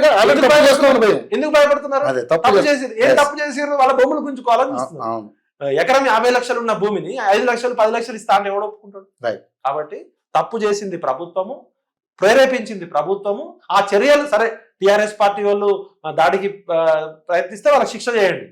ఎవరు తప్పు చేసినా తప్పే, కానీ ప్రభుత్వమే ఫస్ట్ తప్పు చేసి. ఫార్మాలు వద్దు మనకి, ఇంకేమన్నా చేసుకుందాం. ఆర్గానిక్ కూరగాయలకి ప్రపంచ వ్యాప్తంగా డిమాండ్. ఇవాళ రైతులు పండించే పంటల్లో ప్రపంచ దేశాలు మొత్తం ఆహార ఎగుమతి కోసం వెయిట్ చేస్తున్నాయి. ఇలా బాగా ధనికులు ఎక్కువ దేని మీద డబ్బు ఖర్చు పెడుతున్నారు తెలుసా? ఆహారం మీద. కలుషితం లేని ఆహారం కోసం 100 రూపాయలు దొరికేది 1000 రూపాయలు తీసుకోవడానికి తీసుకుంటారు. నిజమే. చాలా దేశాల్లో, గల్ఫ్ దేశాల్లో పంటలు మనకి ఎక్స్పీరియన్స్. మీరు హైదరాబాద్ చుట్టుపక్కల ఆర్గానిక్ ఫార్మింగ్ పెట్టి ప్రపంచ ఫార్మా కంపెనీ కానీ ఎక్కువ డెవలప్మెంట్ అవుతుంది. ఇవాళ ఇంటర్నేషనల్ ఎయిర్పోర్ట్ ఉంది. కరేపాకు అమ్మి కోట్ల రూపాయలు సంపాదించు, గులాబ్ పూలు అమ్మి కోట్ల రూపాయలు సంపాదించు. మీరు అలాంటి కంపెనీని పెట్టి అలాంటి ఆర్గానిక్ ఫార్మింగ్ చేయండి తప్ప మన భూమిని నాశనం చేసుకునే దేశభక్తులం కదా, మన మట్టిని మనం నాశనం చేసుకునేంత పిచ్చోళ్ళం. కాబట్టి దయచేసి రేవంత్ రెడ్డి గారు మీరు ఇమీడియట్ గా ఈ ఫార్మా విలేజ్ అనే కాన్సెప్ట్ బంద్ చేయండి. మీకు తెలియదు, మీకు ఏమి తెలియదు అని కూడా తెలియదు. రైట్. మూసి అనేది ఇప్పుడు పెద్ద ఇష్యూ నడుస్తూ ఉంది. ఇందాక మీరు మనం డిస్కషన్ లో మాట్లాడారు ఏమని, ఒక 4-5 రకాల కెమికల్ 49 రకాల కెమికల్ విషతుల్యమైనటువంటి మూసిలో ఉన్నాయి. దాని పునరుద్ధరణ పేరుతోటో లేకపోతే ఇంకో రకం పేరుతోటో దాని మూసి డెవలప్మెంట్ పేరుతోటో అక్కడ ఉన్నటువంటి ఇళ్ళనన్నింటినీ కూల్చే ప్రయత్నం చేస్తూ ఉన్నారు. మూసిలో ఆల్రెడీ నరకకోపంగా అయిపోయింది అది. ఇప్పుడు ప్రభుత్వం దీన్ని ఎందుకో టార్గెట్గా తీసుకుని ముందుకు వస్తూ ఉంది. అవసరమైతే అడ్డుపడ్డ వాళ్ళని బుల్డోజర్లతో తొక్కిచ్చేస్తానంటుంది. ఏంది దీని వెనకాల ఉన్నటువంటి మతలబ్ ఏంది? దీని వెనకాల ఏమన్నా రాజకీయ కోణం ఉందా? అసలు ఎందుకు ఈ ప్రాజెక్టు మీద రేవంత్ రెడ్డి దృష్టి అంతా పెడతాడు? దీనికి కారణం ఏంది? ఇప్పుడు దేనికైనా ముందు మనం చరిత్ర తెలుసుకోవాలి. ఓకే. చరిత్ర తెలుసుకుంటే నీకు చరిత్రను నిర్మించవచ్చు. ఓకే. ఇప్పుడు గతంలో ఏం జరిగింది, వర్తమానంలో ఏం జరుగుతుంది, భవిష్యత్తులో ఏం జరగబోతుంది అనేదే సెన్స్ ఉన్న వాళ్ళు ఎవరైనా ఆలోచిస్తారు. దీనికి ఏం పెద్ద అక్కర్లేదు. ప్రపంచంలో మొత్తం నదులని నదుల్లాగా చూసే దేశాల్లో నదులు ఎక్కడా కలుషితం కాలే. నదులు నదుల్లాగానే ఉన్నాయి. సూపర్. నదులని దేవతల్లాగా చూసే మనం గంగమ్మ తల్లి, నదిని నదిలాగా చూస్తాం, నదికి పూజలు చేస్తాం. మన దగ్గరే గంగా నది కలుషితమైంది. ఇలా కలుషితం కానీ నదే లేదు భారతదేశంలో. అంటే మనం పేరు చెప్పేది ఒకటి, చేసేది ఒకటి. ఇప్పుడు మనం మూసీ నది దగ్గరకు వస్తే ఆ అనంత పద్మనాభ స్వామి దేవాలయం అనంతగిరి కొండల్లో ఆ రామలింగేశ్వర స్వామి టెంపుల్లో ఆ నీటి బుడగల్లోంచి వచ్చిన ఒక నీటి ప్రవాహం, ఊట ద్వారా వచ్చిన ప్రవాహం. ఈ మూసీ నది ప్రత్యేకత ఏంటంటే తెలంగాణలోనే స్టార్ట్ అయ్యి తెలంగాణలోనే ఎండ్ అవుతుంది. ఇప్పుడు గోదావరి, కృష్ణ జీవనదులు అవి వేరే రాష్ట్రాల నుంచి వస్తాయి. మూసీ నది యొక్క ప్రత్యేకత ప్రపంచం మొత్తంలో ఏంటంటే ఈ అనంతగిరి కొండలు, దామగుండం కొండలు, గుట్టల్లో, అడవుల్లో చాలా రకాల వైవిధ్య భరితమైన 300 రకాల హెర్బల్ ప్లాంట్స్ ఉన్నాయి. ఆ నది వేర్లు, ఆ చెట్టు వేర్లు భూమిలో ఉంటాయి కదా, ఈ నది వస్తున్నప్పుడు ఆ వేర్లను తాకడము, ఆ చెట్ల ఆకులు, చెట్ల ఫలాలు పడి ఆ నీళ్లు హెర్బల్ మెడిసిన్ అయినాయి. అందుకనే అనంతగిరి కా హవా 1 లాఖ్ కా దవా అనేటోళ్ళు. ప్రభుత్వం నిజాం కాలంలోనే అనంతగిరి కొండల్లో టీబీ, అప్పటికి టీబీకి మందు రాకపోతే అనంతగిరి దగ్గర ఒక పెట్టి హాస్పిటల్ లాంటిది పెట్టి స్వాతంత్రం రాకముందే అనంతగిరి కొండల్లో కొన్ని రోజులు ఉంటే ఆ గాలిలో వచ్చే ఆ హెర్బల్ ప్లాంట్స్ వల్ల గాలిలో వచ్చే గాలి పీలిస్తే అనంతగిరి కా హవా 1 లాఖ్ కా దవా. ఇది ఎప్పుడు 70 సంవత్సరాల క్రితం వచ్చిన స్లోగన్. అంటే మనము నాగరికత పేరుతో నదులను విధ్వంసం చేస్తున్నాం, పర్యావరణాన్ని విధ్వంసం చేస్తున్నాం. మూసీ నది అనేది పవిత్రమైన గంగాజలం కన్నా ఇంపార్టెంట్ హెర్బల్ వాటర్.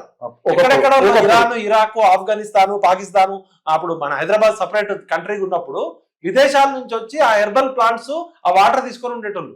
ఇప్పటికీ మీరు అనంతగిరి కొండలకు పోతే అక్కడ పీల్చే గాలిలో ఆక్సిజన్ లెవెల్ ఎక్కువ ఉంటది, చాలా రిలీఫ్ అవుతుందని ఇప్పటికీ చాలా మంది వెళ్తారు. అందుకనే గవర్నమెంట్ అక్కడ హెల్త్ సెంటర్, టీబీ సెంటర్ కూడా పెట్టింది. ఇది నేపథ్యం. ఒక ఆయన చెప్తాడు మూసీ నది అంటే మూసా ప్లస్ ఈసా కలిసి మూసీ అయిందని ఒక ఆయన చెప్తాడు.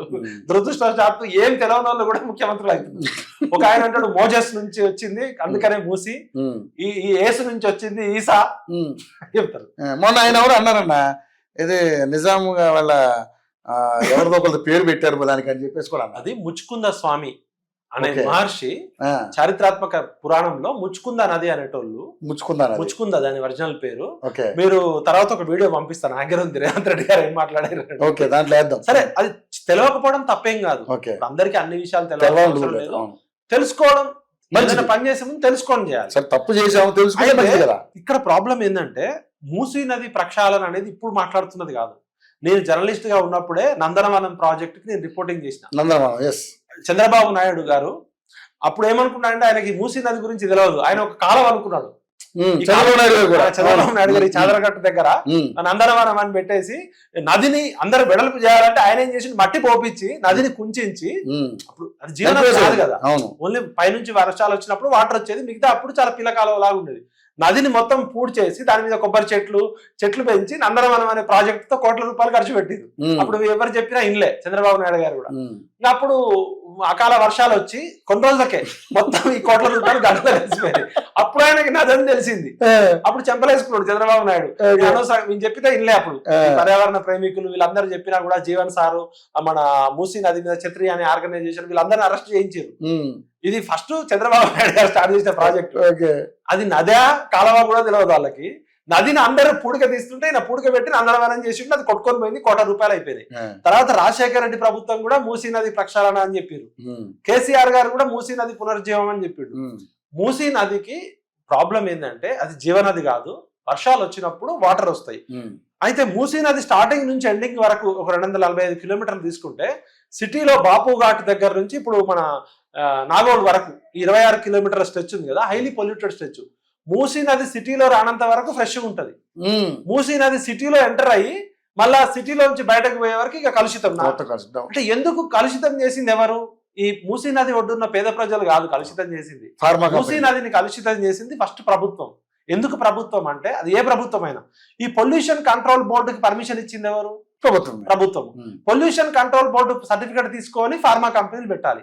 ఈ మూసీ నది ఒడ్డున లేకపోతే హైదరాబాద్ నగరంలో జడిమెట్ల కావచ్చు, నాచారం కావచ్చు, పటాన్ చెరువు కావచ్చు, ఈ ఫార్మా కంపెనీలు, కెమికల్ ఇండస్ట్రీస్, వేరే ఇండస్ట్రీస్, ఈ 3 రకాల కంపెనీలకి పర్మిషన్ ఇచ్చింది గవర్నమెంట్. పర్మిషన్ ఇచ్చినప్పుడు సివరేజ్ ట్రీట్మెంట్ ప్లాంట్స్, ఈ విష రసాయనాలు లేకపోతే విష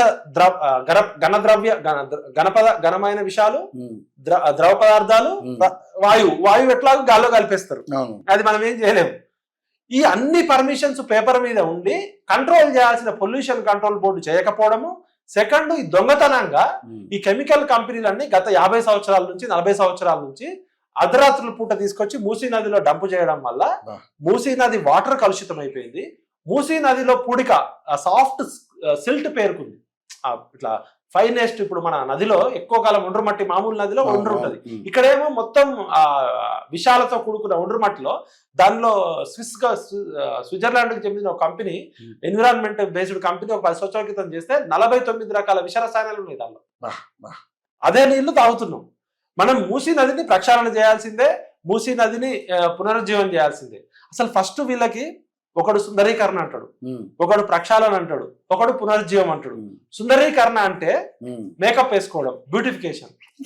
మొక్కలు పెంచడం లేదా మామూలుగా ఇంట్లో ఒక మనిషి కట్టుకోవడానికి బట్టలు, తినడానికి తిండి, ఉండడానికి ఇల్లు, పిల్లలకి చదువు, ఆరోగ్యం అన్ని అయిపోయినాక మధ్య తరగతి ప్రజల ఇళ్లలో, పేద ప్రజల ఇళ్లలో మేకప్ కిట్లు ఉంటాయా?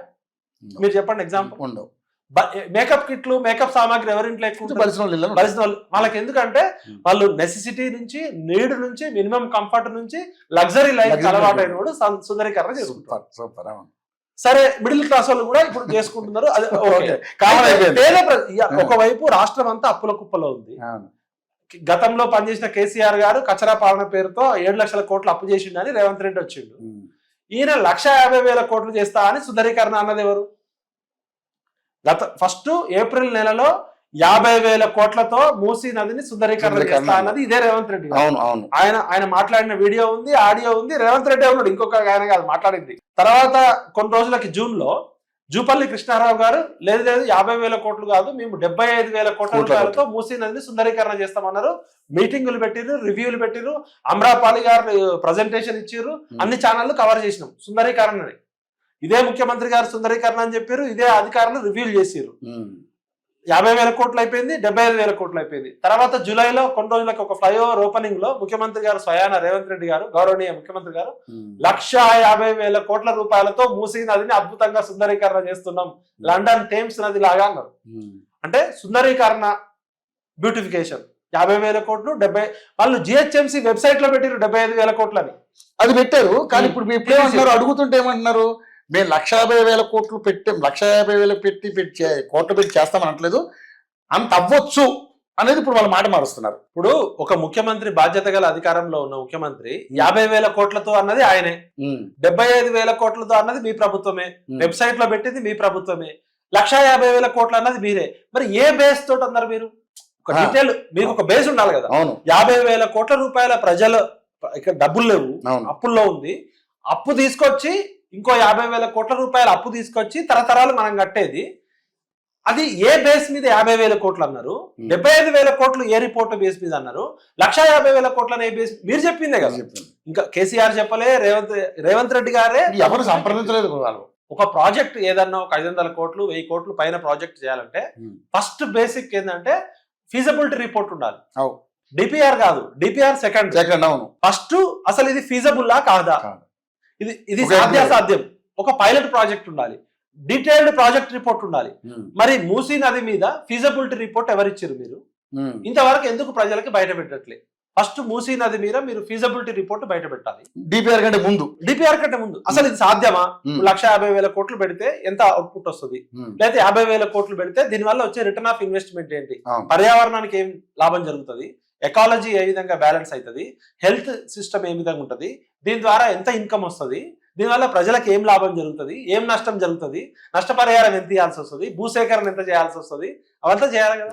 అసలు మీ దగ్గర ఇంతవరకు 11 నెలల నుంచి మాట్లాడుతున్నారు కదా, ఒక్కసారన్నా ఫీజబిలిటీ రిపోర్ట్ బయట పెట్టారా? అదేమన్నా అంతర్గత దేశ భద్రతకు సంబంధించిన రిపోర్టా?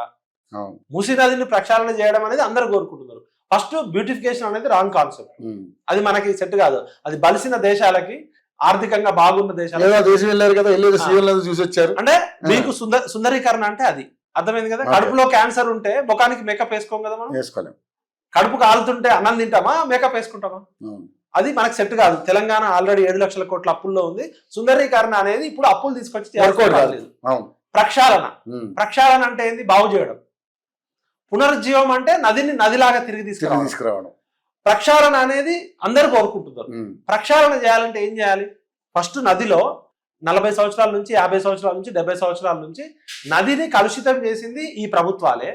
ఎక్కువ కాలం ఈ కాంగ్రెస్ ప్రభుత్వమే ఉంది, టీడీపీ ప్రభుత్వం ఉంది, కేసీఆర్ ప్రభుత్వం ఉంది. ఈ 70 ఏళ్లలో 50 ఏళ్ళు కాంగ్రెసే ఉంది కదా. ఎక్కువ పర్మిషన్స్ కాంగ్రెసే కదా ఇచ్చింది. ఎన్ని ఫార్మా కంపెనీలు మూసీ నదిని కలుషితం చేసినాయని మీరు గుర్తించారు? ఎన్ని ఫార్మా కంపెనీలకి నోటీసులు ఇచ్చారు? ఎన్ని ఫార్మా కంపెనీలని పట్టుకున్నారు మీరు? ఎన్ని ఫార్మా కంపెనీలకి ఎన్ని వందల కోట్ల రూపాయల పెనాల్టీ వేసారు? 150,000 కోట్లు పెట్టి క్లీన్ చేస్తా, సుందరీకరణ చేస్తా అంటున్నారు కదా. ఈ నదిని కలుషితం చేసిన బద్మాష్ గాళ్ళకి పెనాల్టీ వేసిర్రా? సెకండ్, ఫార్మా కంపెనీలు లిస్ట్ బయట పెట్టరు. కెమికల్ ఇండస్ట్రీస్ ఉన్నాయి, అవి బయట పెట్టరు. డిఫరెంట్ ఇండస్ట్రీస్ ఉన్నాయి, అవి బయట పెట్టరు. ఈ నదిని కలుషితం చేసింది పొల్యూషన్ కంట్రోల్ బోర్డు ఏం గడ్డి బీకిందా? ప్రభుత్వాలు గడ్డి బీకినాయా? మరి మున్సిపల్ శాఖ ఏం చేసింది? మున్సిపల్ కార్పొరేటర్లు ఏం చేసిరు? మేయర్లు ఏం చేసిరు? మున్సిపల్ అధికారులు ఏం చేసిరు? ఇంతమంది ఐఏఎస్లు ఐపీఎస్లు ఇంతమంది ఉన్నారు కదా. ఫస్ట్ ద్రోహి జిహెచ్ఎంసీ, సెకండ్ ద్రోహి pollution control board, third Andhra Pradesh ప్రభుత్వం, తెలంగాణ ప్రభుత్వం. ఈ కెమికల్ వీళ్ళ గురించి ఏం మాట్లాడరు. ఈ నదిని కలుషితం చేసింది మూసీ నది ఒడ్డున చాదరగడ్డ పక్కన చెత్త ఏరుకునే పేదోడు గుడిసెల్లో ఉన్నాడు. ఫస్ట్ వాడు గుడిసెల్లో కొడతారు. అంటే మీకు ఏమీ తెలియదు అని కూడా తెలియదు. ఈ నదులని రిజన్యూట్ చేయడానికి ప్రపంచ వ్యాప్తంగా కొన్ని ఇంటర్నేషనల్ స్టాండర్డ్స్ ఉన్నాయి. ఐక్యరాజ్య సమితి 20 సంవత్సరాల క్రితమే ఇరాన్ లో రామ్సర్ రిపోర్ట్ అని ఒకటి ఇచ్చింది, రామ్సర్ అవార్డు అని. ఈ అర్బన్ ఫ్లడ్స్ ని ఎట్లా నివారించాలి, నదులని, నగరంలో పోతున్న నదులని ఎట్లా బాగు చేసుకోవాలని చెప్పి RRR అని ఒక ఫార్ములా ఇచ్చింది. ఫస్ట్ ఆర్ అంటే రేవంత్ రెడ్డి కాదు, అంటే గతంలో కేటీఆర్ అంటే అన్నది. ఇప్పుడు ఒక కేటీఆర్, కొత్త కేటీఆర్ వచ్చింది, కొండల రెడ్డి, తిరుపతి రెడ్డి, రేవంత్ రెడ్డి అది అనుకునేది. అది కాదు. RRR అంటే ఫస్ట్ రిహాబిలిటేషన్. ఏ ప్రాజెక్ట్ ద్వారా అయితే ప్రజల భూములు, ఆస్తులు, బిల్డింగులు పోతున్నాయో ఆ ప్రజలని రిహాబిలిటేషన్ చేయాలి, కంపెన్సేషన్ ఇవ్వాలి. ఫస్ట్ ఆర్ అది. సెకండ్ ఆర్ రెగ్యులరైజ్ చేయాలి. థర్డ్ ఆర్ రిమూవ్ చేయాలి. ఇది స్టాండర్డ్. ఇప్పుడు మనకు చదువుకున్న నాయకులకైతే ఇప్పుడు వాడికి ఎన్విరాన్మెంట్ పట్ల తెలియదు, ఎకాలజీ పట్ల తెలియదు, జియాలజీ తెలియదు. మీరు ఈ RRR ఇంటర్నేషనల్ ఫార్ములా ఎక్కడ పాటించారు? మీరు డైరెక్ట్ ఏం చేస్తున్నారు? ఫస్ట్ చేయాల్సిన రెగ్యులరైజ్, కంపెన్సేషన్ పట్టించుకోవట్లే, రిహాబిలిటేషన్ పట్టించుకోవట్లే, లాస్ట్ చేయాల్సిన రిమూవల్ చేస్తున్నారు. దీనికి నేను చెప్పే సొంత కవిత్వం కాదు, లేకపోతే ప్రతిపక్షాలు చెప్పేది. మీరు నెట్ లో ఎక్కితే దొరుకుతుంది. రామ్సర్ రిపోర్ట్, రామ్సర్ ఆడిట్ అని కొట్టండి. నగరాలు ఇక్కడ ఒక్క చోటే కాదు, ప్రపంచ వ్యాప్తంగా నగరాలు, అర్బనైజేషన్ పెరుగుతుంది, జనాభా పెరుగుతుంది, రూరల్ ఏరియాస్ లో ప్రజలంతా వలస వస్తున్నారు కాబట్టి నగరాలు అమీబాల్ లాగా పెరిగినాయి. 8 లక్షల మంది 10 లక్షల మంది ఉండాల్సిన హైదరాబాద్ లో 1.5 కోటి మంది ఉన్నారు ఇప్పుడు. ఈ లక్షల కోట్ల బిల్డింగ్స్ వచ్చేసినాయి. అవును. ఈ బిల్డింగ్ అన్ని కొలగొట్టడం సాధ్యం కాదు కాబట్టి స్ట్రాటజిక్ డెవలప్మెంట్ అని ఏదైతే బిల్డింగ్ కింద అండర్ గ్రౌండ్ డ్రైనేజ్ ద్వారా రెయిన్ వాటర్ ని ఆ కాలువలోకి, ఆ చెరువులోకి, ఆ కుంటలోకి, నదిలోకి పోయేటట్టు మోడర్న్ మెకానిజం వచ్చింది. మొత్తం హైదరాబాద్ నగరంలో ఇప్పుడు 1,00,000 బిల్డింగ్లు ఉన్నాయనుకోండి. 1,00,000 బిల్డింగ్లు కూలగొట్టాల్సిన అవసరం లేదు. ఏవైతే ఇప్పుడు మూసీ నది ఉంది, మూసీ నది బెడ్ మీద ఉన్నాయి 900 ఎంక్రోచ్మెంట్స్ మాత్రమే. ఆ 900 మంది మూసీ బెడ్ లో ఉన్నాయి కూలగొడితే వాటర్ ఫ్లో వెళ్ళిపోతుంది. ఇప్పుడు నదిని క్లీన్ చేయాలంటే ఫస్ట్ నదిలోకి కొత్తగా పొల్యూషన్ రాకుండా చూడాలి. సెకండ్ కెమికల్స్ రాకుండా చూడాలి. 3 డ్రైన్ వాటర్ రాకుండా చూడాలి. మరి హైదరాబాద్ నగరంలో 1 కోటి మంది జనాభా ఉంటే 25 లక్షల ఇల్లులు ఉన్నాయి. ఇంటికి 4 అనుకోండి. 1 కోటి మంది జనాభా ఉన్నారు కదా. ఈ 25 లక్షల ఇళ్లకి మురుగునీటి సౌకర్యం ఉండాలా వద్దా? మన దగ్గర జిహెచ్ఎంసీ అఫీషియల్ రిపోర్ట్ లో కేవలం 7,90,000 ఇళ్లకి మాత్రమే మురుగునీటి సౌకర్యం ఉంది. ఈ మిగతా 1 కోటి మంది వదిలిన మలమూత్రాలు, మానవ వ్యర్థాలు, డ్రైన్ వాటర్ అంతా మూసీలోకే, ఆ పక్కనున్న నాలాలోకి, చెరువులోకి, కుంటలోకి, దాని ద్వారా మూసీలోకే. మీరు ఫస్ట్ చేయాల్సింది ఏంటంటే ఈ 1 కోటి మంది జనాభా ఉన్న హైదరాబాద్ నగరంలో అండర్ గ్రౌండ్ డ్రైనేజ్ సిస్టమ్ పెట్టి ఆ మానవ వ్యర్థాలన్నీ నదిలో కలవకుండా అద్భుతమైన సివరేజ్ ట్రీట్మెంట్ ప్లాంట్లు పెట్టి పెద్ద పెద్ద పైప్ లైన్లు వేసి వాటిని క్లీన్ చేసి సముద్రంలో వదలాలి. నదిలో కాదు, సముద్రంలో వదలాలి. వేరే దేశాలు అన్నింటిలో సముద్రంలో వదులుతారు. వీళ్ళు ఏం చేస్తున్నారు? మొత్తం హైదరాబాద్ నగరంలో 1 కోటి మంది జనాభా దాని గురించి మాట్లాడరు. గత ప్రభుత్వమైనా ఈ ప్రభుత్వమైనా అండర్ గ్రౌండ్ డ్రైనేజ్ గురించి మాట్లాడరు. Rain water, drain water separate canal పెట్టాలి. రెయిన్ వాటర్ అనేది ఫ్రెష్ వాటర్, అది నదిలోకి ఎట్లా పోవాలో చూడాలి. దాన్ని కూడా క్లీన్ చేసి పంపాలి. మీరు ఫస్ట్ చేయాల్సింది నదిలో కాలుష్యాన్ని ఆపాలి. కాలుష్యానికి కారణమైన వాళ్ళ మీద పెనాల్టీ వేయాలి. ఆ ఫార్మా కంపెనీలు ఆపాలి. జిహెచ్ఎంసీ వాళ్ళు ఒక్క డ్రైన్ వాటర్ గానీ డ్రైనేజ్ గానీ నదిలోకి పోకుండా చూసుకోవాలి. థర్డ్ వచ్చేసి ఆల్రెడీ సంవత్సరాల తరబడి పూడిక ఉంది, సాఫ్ట్ సిల్ట్ ఉంది, దానిలో విష రసాయనాలు ఉన్నాయి, ఘన వ్యర్థాలు, జల వ్యర్థాలు ఉన్నాయి. వాటిని జాగ్రత్తగా తీసి ఇంటర్నేషనల్ స్టాండర్డ్ తో తీసి ఎక్కడో ఊరికి దూరంగానో ఎక్కడో డంప్ చేసి మళ్ళీ అది రాకుండా చూసుకోవాలి. ఆ సిల్ట్ ఫ్రెష్ వాటర్ తీసుకురావాలి. మరి ఇప్పుడు గోదావరి నది, కృష్ణా నది అంటే ఫ్రెష్ వాటర్ వస్తాయి, క్లీన్ అవుతాయి. మూసీ నది జీవనది కాదు. ఆల్రెడీ అక్కడ దామగుండంలో అడవిలోనే మీరు ప్రాజెక్టుల పేరుతో ఆ వాటర్ అంతా పోయింది. ఇంకోటి ఉస్మాన్ సాగర్ స్టార్టింగ్ లోనే పోయింది. గతంలో 1909లోనో 1908లోనో వరదలు వచ్చినాయి. అప్పుడు హిమాయత్ సాగర్, ఉస్మాన్ సాగర్ లేవు కాబట్టి ఆ వరద అంతా మనకు వచ్చి ముంచెచ్చింది. హిమాయత్ సాగర్, ఉస్మాన్ సాగర్ మోక్షగుండం విశ్వేశ్వరయ్య గారిని పిలిపించి నిజాం నవాబు నా హైదరాబాద్ నగరాన్ని వరదల నుంచి కాపాడమని చెప్పి ఆయన లండన్ లో పనిచేసే ఇంజనీర్ ని తీసుకొచ్చి ఒక సిటీలో ఆయన వరల్డ్ టాప్ ఇంజనీర్ ని బతిలాడి తీసుకొచ్చి ఈ ప్రాజెక్టులు నిర్మించారు. రిజర్వాయర్లు ప్లస్ ఫిరంగి నాలా తీసుకొచ్చాయి. ఇంకా ఎప్పటికీ కూడా మూసీ నది వల్ల హైదరాబాద్ నగరానికి వరద రాదు. ఎందుకంటే ఆ వచ్చే వరద అంతా కూడా ఫిరంగి నాలా ద్వారా ఇబ్రహీంపట్నంలోకి, చెరువులోకి వెళ్ళిపోతుంది, డైరెక్ట్ సిటీలోకి రాకుండా. ఒకవేళ ఎక్సెస్ వాటర్ వస్తే ఈ రిజర్వాయర్లు హిమాయత్ సాగర్, ఉస్మాన్ సాగర్ 7 టీఎంసీలు అవి నిండుతాయి. అవి నిండినాక కావాలంటే చెక్ డ్యాములు కట్టుకోవచ్చు. అంటే మూసీ నది వల్ల వరద ముప్పు లేదు. మూసీ నది కలుషితమైంది. కలుషితాన్ని మనం క్లీన్ చేసుకోవాలంటే ఇంటర్నేషనల్ టెక్నాలజీ ట్రీట్మెంట్ ప్లాంట్స్ పెట్టుకోవాలి. ఆల్రెడీ గత ప్రభుత్వము 4,000 కోట్ల రూపాయలు ఖర్చు పెట్టి 31 సివరేజ్ ట్రీట్మెంట్ ప్లాంట్ పెట్టింది. ఎక్కడ పెట్టారు కనపడలేదు. ఉప్పల్లో ఒకటి ఉంది. ఉప్పల్లో దాదాపు ఉప్పల్లో, నాగోలో 340 మిలియన్ గ్యాలన్ల MLD వాటర్ భారతదేశంలోనే అతిపెద్ద సివరేజ్ ట్రీట్మెంట్ ప్లాంట్ ఉంది. అది ఇంతవరకు 11 నెలల నుంచి వీళ్ళు ఓపెన్ చేయట్లేదు ప్రాబ్లం వల్ల. 8 ట్రీట్మెంట్ ప్లాంట్లు ఆల్రెడీ కంప్లీట్ అయ్యాయి. ఇప్పుడు మనకి మామూలుగా నాగోల్లో ఉంది, ఉప్పల్లో ఉంది. అట్లా 31 కట్టిరు 4,000 కోట్లతోటి. అది డబ్బులతో కట్టినాయి. కొన్ని నిర్మాణ దశలో ఉన్నాయి, కొన్ని ఇంకా ఎండింగ్ అయిపోయినాయి. 3 రెడీగా ఉన్నాయి. మీరు ఫస్ట్ సివరేజ్ ట్రీట్మెంట్ ప్లాంట్ పెట్టాలి. దానిలో సిల్ట్ తీసేయాలి, కెమికల్స్ రాకుండా చూసుకోవాలి. డ్రైన్ వాటర్ కి సపరేట్ పైప్ లైన్ వేయాలి, రెయిన్ వాటర్ కి సపరేట్ పైప్ లైన్ వేయాలి. ఇది చేయడానికి ఎంత ఖర్చు అవుతుంది తెలుసా? 4,000 కోట్లు పెడితే సివరేజ్ ట్రీట్మెంట్ ప్లాంట్లు ఆల్రెడీ పెట్టేసారు. 1,000 కోట్ల రూపాయలు పెడితే ఫ్రెష్ వాటర్ వస్తాయి. ఈ కొండపోచమ్మ సాగర్ నుంచి, అది హైట్ లో ఉంది. కొండపోచమ్మ సాగర్ దాదాపు 650 మీటర్ల హైట్ లో ఉంటది.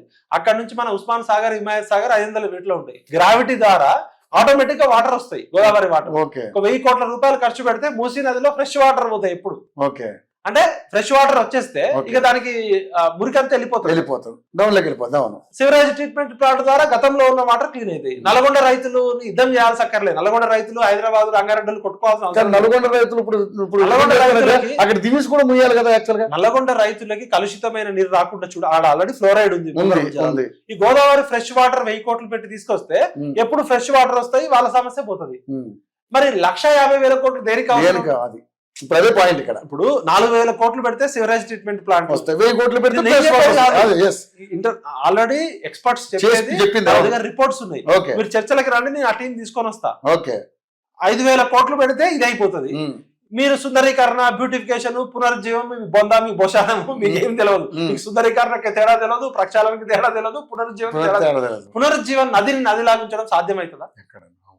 అంటే 70 సంవత్సరాల క్రితం నది ఎట్లుందో అట్లా చేయడం అవుతుందా? మీరు పదాలు పలుకుతున్నప్పుడు ప్రతి పదం వెనక లాంగ్వేజ్ కి ఫిలాసఫీ ఉంటుంది. మీ ఫిలాసఫీ ఏదో వేగ్గా అంటే కాదు. మీ అభివృద్ధి నమూనా ఏంటి? సుందరీకరణ, ప్రక్షాళన, పునరుజ్జీవం. మీరు చేయగలిగేది ప్రక్షాళన చేయగలుగుతారు, డబ్బులు ఎక్కువ ఉంటే సుందరీకరణ చేయగలుగుతారు. పునరుజ్జీవం అనేది ప్రపంచంలో ఎవరి వల్ల సాధ్యం కాదు. ఎందుకంటే ప్రకృతిని మళ్ళీ తిరిగి యథాతథ స్థితికి తీసుకురావడం అయితే ఇలా మూసీ నది చుట్టూ 250 కిలోమీటర్లో ఎన్ని రకాల బిల్డింగ్స్ వచ్చినాయి, దాని ఎకాలజీ మారిపోయింది, కొత్త కొత్త జీవాలు వచ్చినాయి. భారతదేశంలో లేనటువంటి జీవావరణ వ్యవస్థ ఈ కలుషితం వల్ల వచ్చింది. కొన్ని రకాల విష చేపలు వచ్చినాయి, విష పురుగులు వచ్చినాయి. అంటే భారతదేశ వాతావరణంలో బతకలేని కూడా ఈ రోజు ఎకాలజీ మారిపోయింది. మీరు బయోడైవర్సిటీ ఎక్స్పర్ట్. మొన్న ముఖ్యమంత్రి రేవంత్ రెడ్డి గారు ఒక ప్రజెంటేషన్ ఇచ్చారు. ఆ ప్రజెంటేషన్ మీరు చూసిరా? ఒక ప్రజెంటేషన్ ఇచ్చారు. దానిలో ఏం కనబడ్డది మనకి? ప్రజెంటేషన్ లో మూసీ నది పునరుజ్జీవం పేరుతో దాంతో చెప్పారు. మనకి మూసీ నది కనపడట్లే, అద్భుతమైన బిల్డింగ్స్, అంటే 100 అంతస్తులు, 50 అంతస్తులు, ఆ బిల్డింగ్స్, పెద్ద పెద్ద ఆకాశ హర్మయాలు, అద్దాల మెడలు కనబడుతున్నాయి. మరి ఆ కన్సల్టెన్సీ కంపెనీలలో అవన్నీ కూడా ఆర్కిటెక్ట్లు, ఇంజనీరింగ్లు, కన్సల్టెంట్ కంపెనీలు. వాళ్ళకి డబ్బులు ఇస్తే ఎంత అద్భుతమైన బిల్డింగ్ అయినా కట్టచ్చు. ఇలా ప్రపంచంలో మోడర్న్ ఆర్కిటెక్ట్ వచ్చింది, సాంకేతిక పరిజ్ఞానం వచ్చింది. ఎడారిలో, సముద్రంలో కూడా బిల్డింగ్లు కడుతున్నారు, బుర్జ్ ఖలీఫా లాంటివి. డబ్బులు ఉంటే ఏదైనా కట్టచ్చు. ఇవాళ ఉండాల్సింది ఏంటంటే ఫస్ట్ వాటర్ ఎక్స్పర్ట్ ఉండాలి. మూసీ నదిని పునరుజ్జీవం చేయాలన్నా, మూసీ నదిని సుందరీకరణ చేయాలన్నా, మూసీ నదిని ప్రక్షాళన చేయాలన్నా ఫస్ట్ ఎవరు? మీ వాటర్ ఎక్స్పర్ట్ ఎవరు? ఈ తెలంగాణ గవర్నమెంట్ కి మూసీ నది మీద వాటర్ ఎక్స్పర్ట్ ఎవరు? అర్బన్ ఫ్లడ్స్ నివారించే ఎక్స్పర్ట్ ఎవరు? ఎకాలజీ అండ్ ఎన్విరాన్మెంట్ ఎక్స్పర్ట్ ఎవరు? బయోడైవర్సిటీ ఎక్స్పర్ట్ ఎవరు?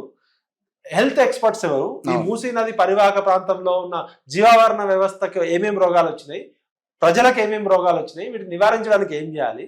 ప్లస్ జియాలజీ ఎక్స్పర్ట్ ఎవరు? నది ప్రవాహము, దాన్ని ప్రవహించే స్పీడ్ని బట్టి, దాని యొక్క డెన్సిటీ స్పీడ్ని బట్టి కటింగ్ కొడుతుంటది, భూమిని కోసుకుంటూ పోతుంది. ఒక్కొక్క దగ్గర ఒక్కొక్క రకంగా ఉంటుంది. వీళ్ళందరూ లేకుండా అసలు మీకు ఇచ్చిన కన్సల్టెంట్ లేవడు.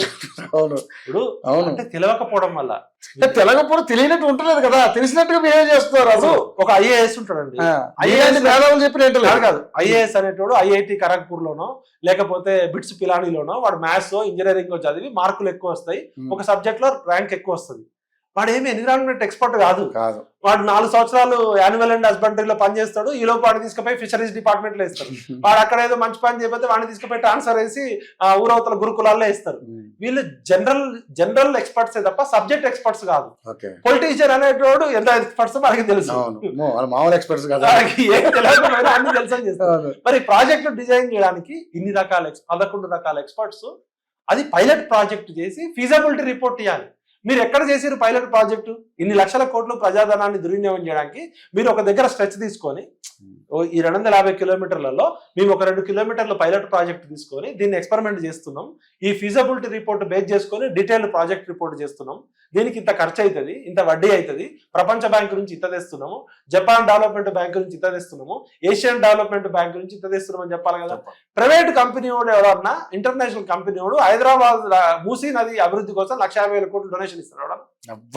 ఏ ప్రైవేట్ కంపెనీ వాడైనా ప్రపంచవ్యాప్తంగా లాభాల కోసం వస్తాడా? ఈ కన్సల్టెంట్లు అంటేనే బ్రోకర్లు అంటేనే 100 రూపాయలు పని ₹1,00,000 చేసి 50,000 నీకు కొట్టేస్తారు, 50,000 రాజకీయ నాయకులకు ఇస్తారు. రాజీవ్ గాంధీ చెప్పినట్టు రూపాయి ఖర్చు పెడితే పావలా కూడా రావట్లేదని చెప్తే, ఇప్పుడు 100 రూపాయలు ఖర్చు పెడితే రూపాయి కూడా రావట్లేదు కిందకి.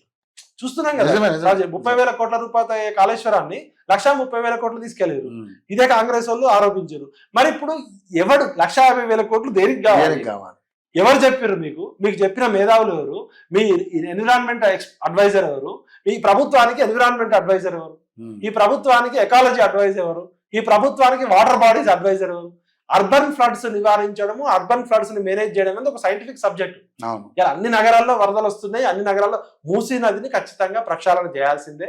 మూసీ నదిలో ఉన్న మురుగును తొలగించాల్సిందే. మూసీ నది ఒడ్డున్న ప్రజలని లాస్ట్ దగ్గరికి పోవాలి. ఫస్ట్ ఈ కలుషితం తీసేసి కొత్త ఫ్యాక్టరీలు పెట్టకుండా చేసి మూసీ నదిలో ఫ్రెష్ వాటర్ వచ్చినాక అప్పుడు దాని మీద రకరకాల బ్రిడ్జిలు కట్టి ఒకవేళ ఉస్మాన్ సాగర్, ఉమాయత్ సాగర్ కూడా నిండిన తర్వాత వచ్చిన వాటర్ ని రకరకాల బ్రిడ్జిలు కట్టి చెక్ డ్యాములు పెట్టుకోవాలి. వాటర్ స్టోరేజ్ చేసుకోవాలి. ఎందుకంటే వాటర్ వర్షాకాలంలో ఎక్కువ వస్తుంది, తర్వాత రాదు. ఆ వాటర్ ని చెక్ డ్యాములు పెట్టి ఒక 20 చెక్ డ్యాములు కట్టండి.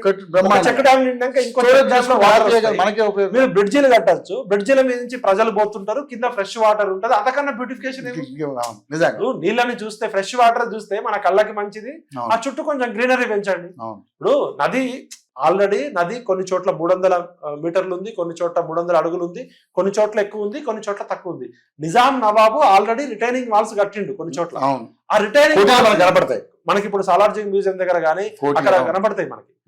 మీరు నదికి రిటైనింగ్ వాల్స్ కట్టి లోతు దాన్ని ఇంకా డెప్త్ ఎక్కువ తవ్వి అవసరమైతే దాన్ని ఒక 50 మీటర్లో 100 మీటర్లో తీసుకోండి.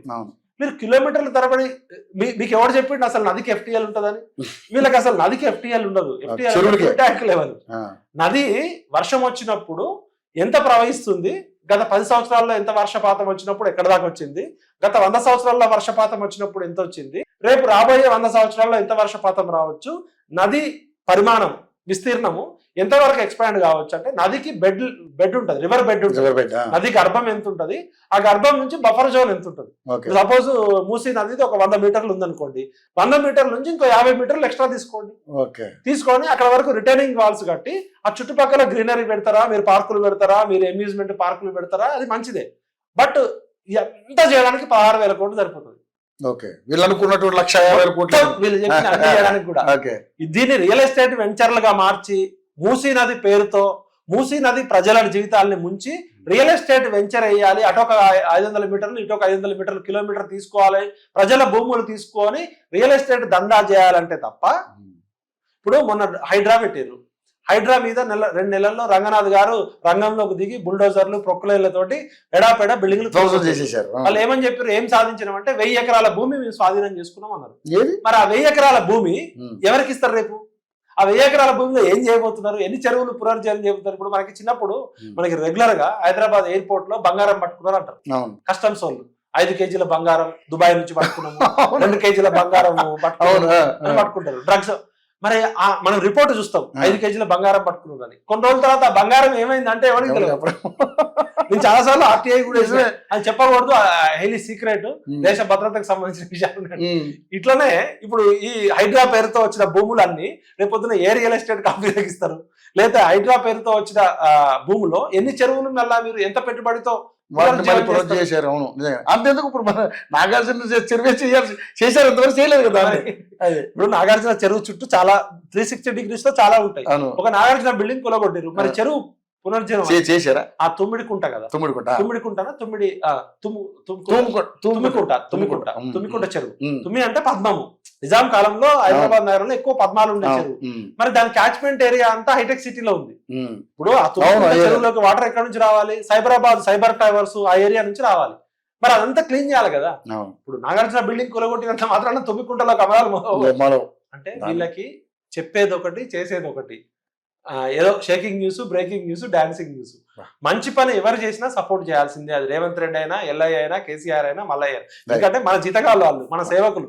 వీళ్ళకి అధికారం ఇచ్చింది మన జీవితాలు బాగు చేయమని. వాళ్ళ కళల కోసం. ఇప్పుడు కేసీఆర్కి ఒక కళ ఉంది, కాళేశ్వరం కట్టిండు. రేవంత్ రెడ్డికి ఒక కళ ఉంది. వీళ్ళ కళల కోసం ప్రజల జీవితాన్ని కళలు చేయకండి. అంటే మీ ప్రయారిటీస్ ఏంటి? 7 లక్షల కోట్ల అప్పు ఉన్న తెలంగాణలో ఫస్ట్ ప్రయారిటీ ప్రజలకి విద్య, వైద్యం, ఉపాధి ఇవ్వడమా? వాటి సంగతి వదిలేశారులే అండి. మొత్తం ఇక మంత్రులే ఎంతవరకు వాళ్ళు పెట్టలేనటువంటి పరిస్థితిలో నేను ఏమంటున్నా అంటే మూసీ నదిని కాపాడుకుందాం, ప్రజలను ముంచొద్దు. మూసీ నదిని కలుషితం చేసింది, మూసీ నదిని మింగింది ఈ ప్రభుత్వాలు, రాజకీయ నాయకులు, రియల్ ఎస్టేట్ ఏజెంట్లు, ఫార్మా కంపెనీలు. మూసీ నది ఒడ్డునున్న ప్రజలు కాదు. మీరు 50 మీటర్లు తీసుకున్నా కూడా, యాక్చువల్ గా మూసీ నదికి అప్పుడు నిజాం కాలంలోనే 30 మీటర్లు ఉండే, 50 మీటర్లు తీసుకోండి. మీకు ఎందుకు హాఫ్ కిలోమీటర్ ఎందుకు అవసరం, కిలోమీటర్ ఎందుకు అవసరం? మూసీ నదికి మనకి 100 సంవత్సరాలలో ఒకటేసారి వరదలు వచ్చినాయి, అది కూడా ఉస్మాన్ సాగర్, హిమాయత్ సాగర్ లేనప్పుడు. మరి వరద నుంచి కాపాడడం అనే దాంతో మీరు ప్రజలకు చెప్తున్నది ఒకటి, చేస్తున్నది ఒకటి. దయచేసి ఇప్పటికైనా రిహాబిలిటేషన్ అండ్ కంపెన్సేషన్. ఇప్పుడు పేద ప్రజలకి దిక్కులేని గుడిసున్నోడికి డబుల్ బెడ్రూమ్ ఇల్లు ఇస్తే వాడు పోతాడు. 200 గజాల్లో G+2 G+3 కట్టుకోవాలి, ఇస్తా అంటే పోతారా? రేవంత్ రెడ్డి గారికి జూబ్లీ హిల్స్ లో ఇల్లు ఉంది, రేవంత్ రెడ్డి గారి అన్నకి ఈ రాజకీయ నాయకులందరికీ జూబ్లీ హిల్స్, బంజారా హిల్స్ లో ఇల్లు ఉన్నాయి. మరి జూబ్లీ హిల్స్ లో 5,000 ఇల్లు కన్నా ఎక్కువ ఉండకూడదు, ఎందుకంటే జూబ్లీ హిల్స్, బంజారా హిల్స్ అనేది కొండలు ఉన్నాయి, ఎన్విరాన్మెంట్ దెబ్బతింటుంది. మరి మీ ఇళ్ళని ఖాళీ చేయండి, మీకు కూడా డబుల్ బెడ్రూమ్ ఇల్లు ఇస్తా అంటే పోతారా ఎవరు? జూబ్లీ హిల్స్, బంజారా హిల్స్ అనేవి Hyderabad environment rock city, lake city lakes మింగేసిర్రు, రాక్స్ మింగేసిర్రు. ఇలా బంజారా హిల్స్, జూబ్లీ హిల్స్ మొత్తం రాక్సే కదా. మరి మీరు 5,000 ఇల్లు కన్నా ఎక్కువ ఉండకూడదు, హైకోర్టుకి వీళ్ళు తీసుకుంది ఎన్విరాన్మెంట్. మరి హైదరాబాద్ ఎన్విరాన్మెంట్ అంతా దెబ్బతింటుంది, మీరంతా ఖాళీ చేయండి, డబుల్ బెడ్రూమ్ ఇల్లుకి పోతే పోతారు ఎవడన్నా బలిసినోడు అంటే? మీకు ఒక న్యాయము. మరి ఇలా ఇమ్లీ పని ఉంది, ఆసియాలోనే అతిపెద్ద బస్ స్టాండ్ కట్టింది. ఎక్కడ కట్టింది? అది మూసీలో, నది గర్భంలో కట్టింది. మరి మెట్రో స్టేషన్ ఉంది, మూసీ నదిని గ్యాంగ్ రేప్ చేసింది కదా ఆ పెద్ద పెద్ద పిల్లలు. ఆల్రెడీ ఆసియాలోనే అతిపెద్ద బస్ స్టాండ్ కట్టడమే పిచ్చితుకులకు పని అంటే, హైదరాబాద్ మూసీ నదిలోనే కట్టారు మెట్రో స్టేషన్. మరి మెట్రో స్టేషన్ కి ఎప్పుడు నోటీస్ ఇస్తారు? ఆ బస్ స్టాండ్ తీసి ఎక్కడ పెడతారు? మూసీ నది పక్కన, మూసీ నదిని కాపాడింది వీళ్ళు కాదు, ఇన్ని రోజులు కాపాడింది కొద్ది గొప్ప ఆ చెత్త ఏరుకునే ర్యాక్ పికర్స్ ఉన్నారు కదా, వాళ్ళు ఆ ప్లాస్టిక్ ఏరి వాళ్ళ జీవనోపాధి కోసం ఆ మాత్రమే చేస్తున్నారు. కరెక్ట్. వాళ్ళు 100 కుటుంబాలు, ఆ పేద ప్రజలు ప్లాస్టిక్ ఏరడం, నదిలో వచ్చిన చెత్త ఏరి అమ్ముకొని వాళ్ళ జీవనం, వాళ్ళని తీసుకుపోయి నువ్వు దొంగలు అంటున్నావు. ఇంకోటి, నది గర్భంలో ఉన్న వాళ్ళు ఏమో మేము 900 ఎంక్రోచ్మెంట్సే, నది వీళ్ళు కబ్జాదారులు అంటున్నారు కదా, ఏది బఫర్ జోన్ లో ఉన్న వాళ్ళు. ప్రభుత్వం కబ్జా చేస్తుంది వాళ్ళని, వాళ్ళకి పట్టాలు ఇచ్చి, వాళ్ళకి అన్ని రకాల రిజిస్ట్రేషన్ చేసి, కరెంటు బిల్లు కట్టించుకొని, వాటర్ బిల్లు కట్టించుకొని, హౌస్ ట్యాక్స్ కట్టించుకొని, అన్ని రకాల పర్మిషన్లు ఇచ్చి, మున్సిపాలిటీ అక్కడ కమ్యూనిటీ హాల్లు కట్టించి అన్ని చేసి, ఓట్ల కోసం పోయిన నాయకులు, ట్యాక్స్ కట్టించుకున్న అధికారులు, వీళ్ళు కబ్జాదారులు. వాళ్ళు కబ్జాదారులు కాదు, వాళ్ళని కబ్జాదారులు అనకండి. 30 మీటర్ల పరిధిలో, 50 మీటర్ల పరిధిలో మీరు ఒకటి ఇప్పటికైనా నేను ఏమంటున్నానంటే, మీరు ఎంతవరకు రివర్ బెడ్ డిసైడ్ చేస్తున్నారు, ఆ రివర్ బెడ్ డిసైడ్ చేయడానికి మీకున్న సైంటిఫిక్ సిస్టమ్ ఏంటి, ప్లస్ రివర్ బెడ్ దాటిన తర్వాత బఫర్ జోన్ ఎంతవరకు, నదికి అటువైపు ఇటువైపు 30 మీటర్ల, 50 మీటర్ల, 100 మీటర్ల డిసైడ్ చేసి, అక్కడ ప్రజలతో మీటింగ్లు పెట్టి, అక్కడ బస్తీలలో 900 బస్తీలు ఉన్నాయి. వీళ్ళు దక్షిణ కొరియా పోతున్నారు, చైనా పోతున్నారు, లండన్ పోతున్నారు. ఈ మంత్రులు పోవాల్సింది అక్కడికి కాదు, ఈ మూసీ నది పరివాహక ప్రాంతంలో ఉన్న బస్తీలకి మంత్రులు, ఎమ్మెల్యేలు పోయి వాళ్ళని కన్విన్స్ చేసి, మీకు నష్టపరిహారం ఇస్తాము, మీకు కంపెన్సేషన్ ఇస్తాము, మీకు మెరుగైన, ఇక్కడ మీ భూమి కోల్పోతే ఇంకా భూమి ఇస్తాము, మీకు ఉద్యోగం ఇస్తాము, ఉపాధి ఇస్తాము, అక్కడ జీవనోపాధులు కోల్పోతాయి. వాళ్ళు దిక్కులేని పరిస్థితిలోనే ఆ దోమలు కుడుతున్నా కూడా మురికి కంపును భరిస్తూ అక్కడ ఉంటే, నువ్వు వాళ్ళని తీసుకుపోయి జవహర్ నగర్ లో 1000 ఎకరాలు డంప్ యార్డ్ ఉంది, హైదరాబాద్ నగరంలో 1 కోటి మంది వదిలేసిన చెత్త అంతా ఆ చెత్త భూమిలో తవ్వి పెడుతున్నారు. అక్కడ నుంచి విషవాయువులు, మీథేన్, ఈథేన్ లాంటి గ్యాసెస్ వస్తున్నాయి. ఇప్పుడు ఇక్కడేమో మురికంపు, అక్కడేమో విషరసాయనాలు, ఇక్కడ నుంచి తీసుకుపోయి అక్కడ తీసుకుపోతా అంటావు. అంటే నీకున్న అవగాహన ఏంది? నువ్వేమో బంజారా హిల్స్, జూబ్లీ హిల్స్ లో మంచిగా విలాసాలలో ఉంటావు, పెద్ద పెద్ద భవంతులలో. ఈ పేద ప్రజలు వాళ్ళు కష్టపడి సంవత్సరాలు 1950 నుంచి ఉన్నాయండి, వాళ్ళకి 50 సంవత్సరాల నుంచి ఉన్నాయి. చైతన్యపురి గానీ వాళ్ళు తీసుకుంటే, వాళ్ళు ఇప్పుడు ఇప్పుడు కలెక్టర్ అక్కడికి పోతే రాళ్లతో కొట్టిరు కదా. ఒకవేళ మూసీ నది పరివాహక ప్రాంతంలో ఈ అధికారులు గాని, ఈ రేవంత్ రెడ్డి గాని, మంత్రులు ఎవరైనా పోగలుగుతారు? పాదయాత్ర చేస్తారని కానీ అక్కడెక్కడో చేశారు, అక్కడ చేయలేదు. ఎక్కడ చేయాలి పాదయాత్ర? పాదయాత్ర ఎక్కడ చేయాలి? ఎక్కడ సమస్య ఉంటే అక్కడ చేయాలి. నల్గొండ ప్రజలకి, రంగారెడ్డి ప్రజలకి గొడవ పెట్టడానికి. ఈ మూసీ నదిని మనం 360 డిగ్రీస్ లో ప్రక్షాళన చేసుకోవాల్సిందే, ఫ్రెష్ వాటర్ రావాల్సిందే, ఫ్లోరైడ్ బాధ పోవాల్సిందే. అందరిది ఇది తెలంగాణ ఆస్తి. దీన్ని మీ అవగాహనలో, మీ దృక్పథంలో, మీ పర్స్పెక్టివ్ లో, మీ అండర్స్టాండింగ్ లో మార్పు రావాలి. ఖచ్చితంగా మేము సపోర్ట్ చేస్తాం. ఎస్ మేమేమి గుడ్డిగా వ్యతిరేకించట్లే. కానీ ఆ పేద ప్రజల ఇల్లు కూలగొట్టే హక్కు లేదు. సుప్రీంకోర్టు ఇటీవలనే చెప్పింది, బుల్డోజర్ రాజ్యం చేస్తా అంటే కుదరదని చెప్పి. ఇంకోటి, ఒక సొంత ప్రైవేట్ ప్రాపర్టీని ముట్టుకునే హక్కు ఎవరికి లేదు. ఇప్పుడు రేవంత్ రెడ్డి ఇల్లు కూలగొడతా అంటే వాళ్ళ తమ్ముడు ఏం చేసి వాళ్ళ అన్న ఇమీడియట్ గా తెచ్చుకున్నారు కదా. అంటే వాళ్ళకి కర్ర నోటితే బర్రె కాబట్టి వాళ్ళ కోర్టు తెచ్చుకున్నారు. మరి ఆ కాలనీ ఏం కాలనీ అది? మన దుర్గం చెరువు చుట్టుపక్కల ఉన్న కాలనీ. వాళ్ళందరూ పోయి కోర్టుకు స్టే తెచ్చుకున్నారు. మరి పేద ప్రజలకు ఎవరు సపోర్ట్ చేయాలి? అంటే నోరు లేని వాళ్ళు, దిక్కు లేని వాళ్ళు.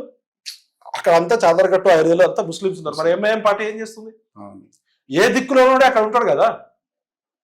అంటే మీ ప్రతాపము, మీ పోలీసులు, మీ ఆర్మీ, మీ అంతా పేద ప్రజల మీదనే, బలిసిన వాళ్ళ మీద. మరి అట్లా అంటే మరి మూసీ నది పైన ఈ చాదరగట్టు, అంతకన్నా ముందు బాపు ఘాటు, అక్కడ విల్లాలు ఉన్నాయి, గేటెడ్ కమ్యూనిటీస్ ఉన్నాయి. వాళ్ళకి ఎవరు నోటీసులు ఇయ్యారు? ఎమ్మెల్యేలు ఉన్నారు, మంత్రులు ఉన్నారు, అన్ని ఉన్నాయి. బలిసిన వాళ్ళ కాలనీలకి నోటీసులు ఎవరి దగ్గరికి వెళ్ళారు? వాళ్ళు ఎవరిది కూల్చారు? ఒక ఎన్కన్వెన్షన్ నాగార్జున తప్పితే ఎవరిదైనా కూల్చారు? నేను ఏమంటున్నా అంటే, మూసీ నదిలో గ్రామ సభ, బస్తీ సభ పెట్టండి, మనం అక్కడికే పోదాం. రేవంత్ అన్న నువ్వు కూడా రా, ప్రజల్ని కలుద్దాం. ఈ ఎమ్మెల్యేలు, మంత్రులు, ప్రతిపక్ష నాయకులు అందరూ ఎవరికి నచ్చినట్టు వాడు మాట్లాడుతారు కదా. అసలు వాళ్ళు ఏం కోరుకుంటారో తెలుసుకోవాలి. ముందు ట్రిపుల్ లో ముందు 2 చేసినాకనే నువ్వు వాళ్ళకి కంపెన్సేషన్ ఇవ్వాలి, రిహాబిలిటేషన్ ఇవ్వాలి, ల్యాండ్ పోయినోడికి ల్యాండ్ ఇవ్వాలి, ఉద్యోగం పోయినోడికి ఉద్యోగం ఇవ్వాలి, స్కూల్ పోయినోడికి స్కూల్ ఇవ్వాలి. అక్కడ వాళ్ళు ఎందుకు ఉంటున్నారు? వాళ్ళకి వేరే దిక్కు లేక అక్కడ ఉంటున్నారు. వాళ్ళకి అక్కడ ఆటో డ్రైవర్లు, లేదా ఇడ్లీ బండి అమ్ముకునేటోళ్ళు, పూలు అమ్ముకునేటోళ్ళు. హైదరాబాద్ నగరానికి యాక్చువల్ గా వీళ్ళకి తెలియదు కానీ, పిచ్చినా కొడుకులు కొరియా, చైనా అటు కాదు పోవాల్సింది, వీళ్ళు బాంబే పోవాలి ఫస్ట్. బాంబేలో ఆసియాలోనే అత్యంత మురికివాడే ధారావి ఉంది. అదే లోయర్ పావేల్ అని ఒక ఏరియా ఉంటది. అక్కడ టెక్స్టైల్ ఇండస్ట్రీస్ ఉండేటి గతంలో. బాంబే అంటేనే టెక్స్టైల్ ఇండస్ట్రీ. అయితే టెక్స్టైల్ ఇండస్ట్రీ మూతపడ్డాక ఆ టెక్స్టైల్ ఇండస్ట్రీలో పనిచేసే కార్మికుల కోసం ఆ ఏరియాలోనే చిన్న చిన్న గుడిసెలు, చిన్న చిన్న ఆవాసాలు వేసుకుని ఉంటారు. ఈ టెక్స్టైల్ ఇండస్ట్రీస్ ల్యాండ్స్ అన్ని కూడా పెద్ద పెద్ద వాళ్ళు కొనేసారు, రియల్ ఎస్టేట్ కంపెనీలు. మరి టెక్స్టైల్ మూతపడ్డాయి. ఆ టెక్స్టైల్ కంపెనీల కార్మికులంతా రోడ్డు మీద పడితే బాంబే వాళ్ళు ఏం చేశారంటే, బాంబే గవర్నమెంట్ ఎక్కడైతే ఆ ఫ్యాక్టరీ మూతపడ్డదో ఆ ఫ్యాక్టరీలో పనిచేసిన వాళ్ళు గతంలో టెంపరీ నివాసాలు వేసుకునేటోళ్ళు. ఈ రియల్టర్స్ ను ఒప్పించి ఎవడైతే ఆ ఫ్యాక్టరీ కొనుక్కున్నాడో, ఒక 5 ఎకరాలు 10 ఎకరాలు ల్యాండ్ ఉంటే ఒక ఎకరంలో వాళ్ళకి 50 అంతస్తుల బిల్డింగ్ కట్టించారు.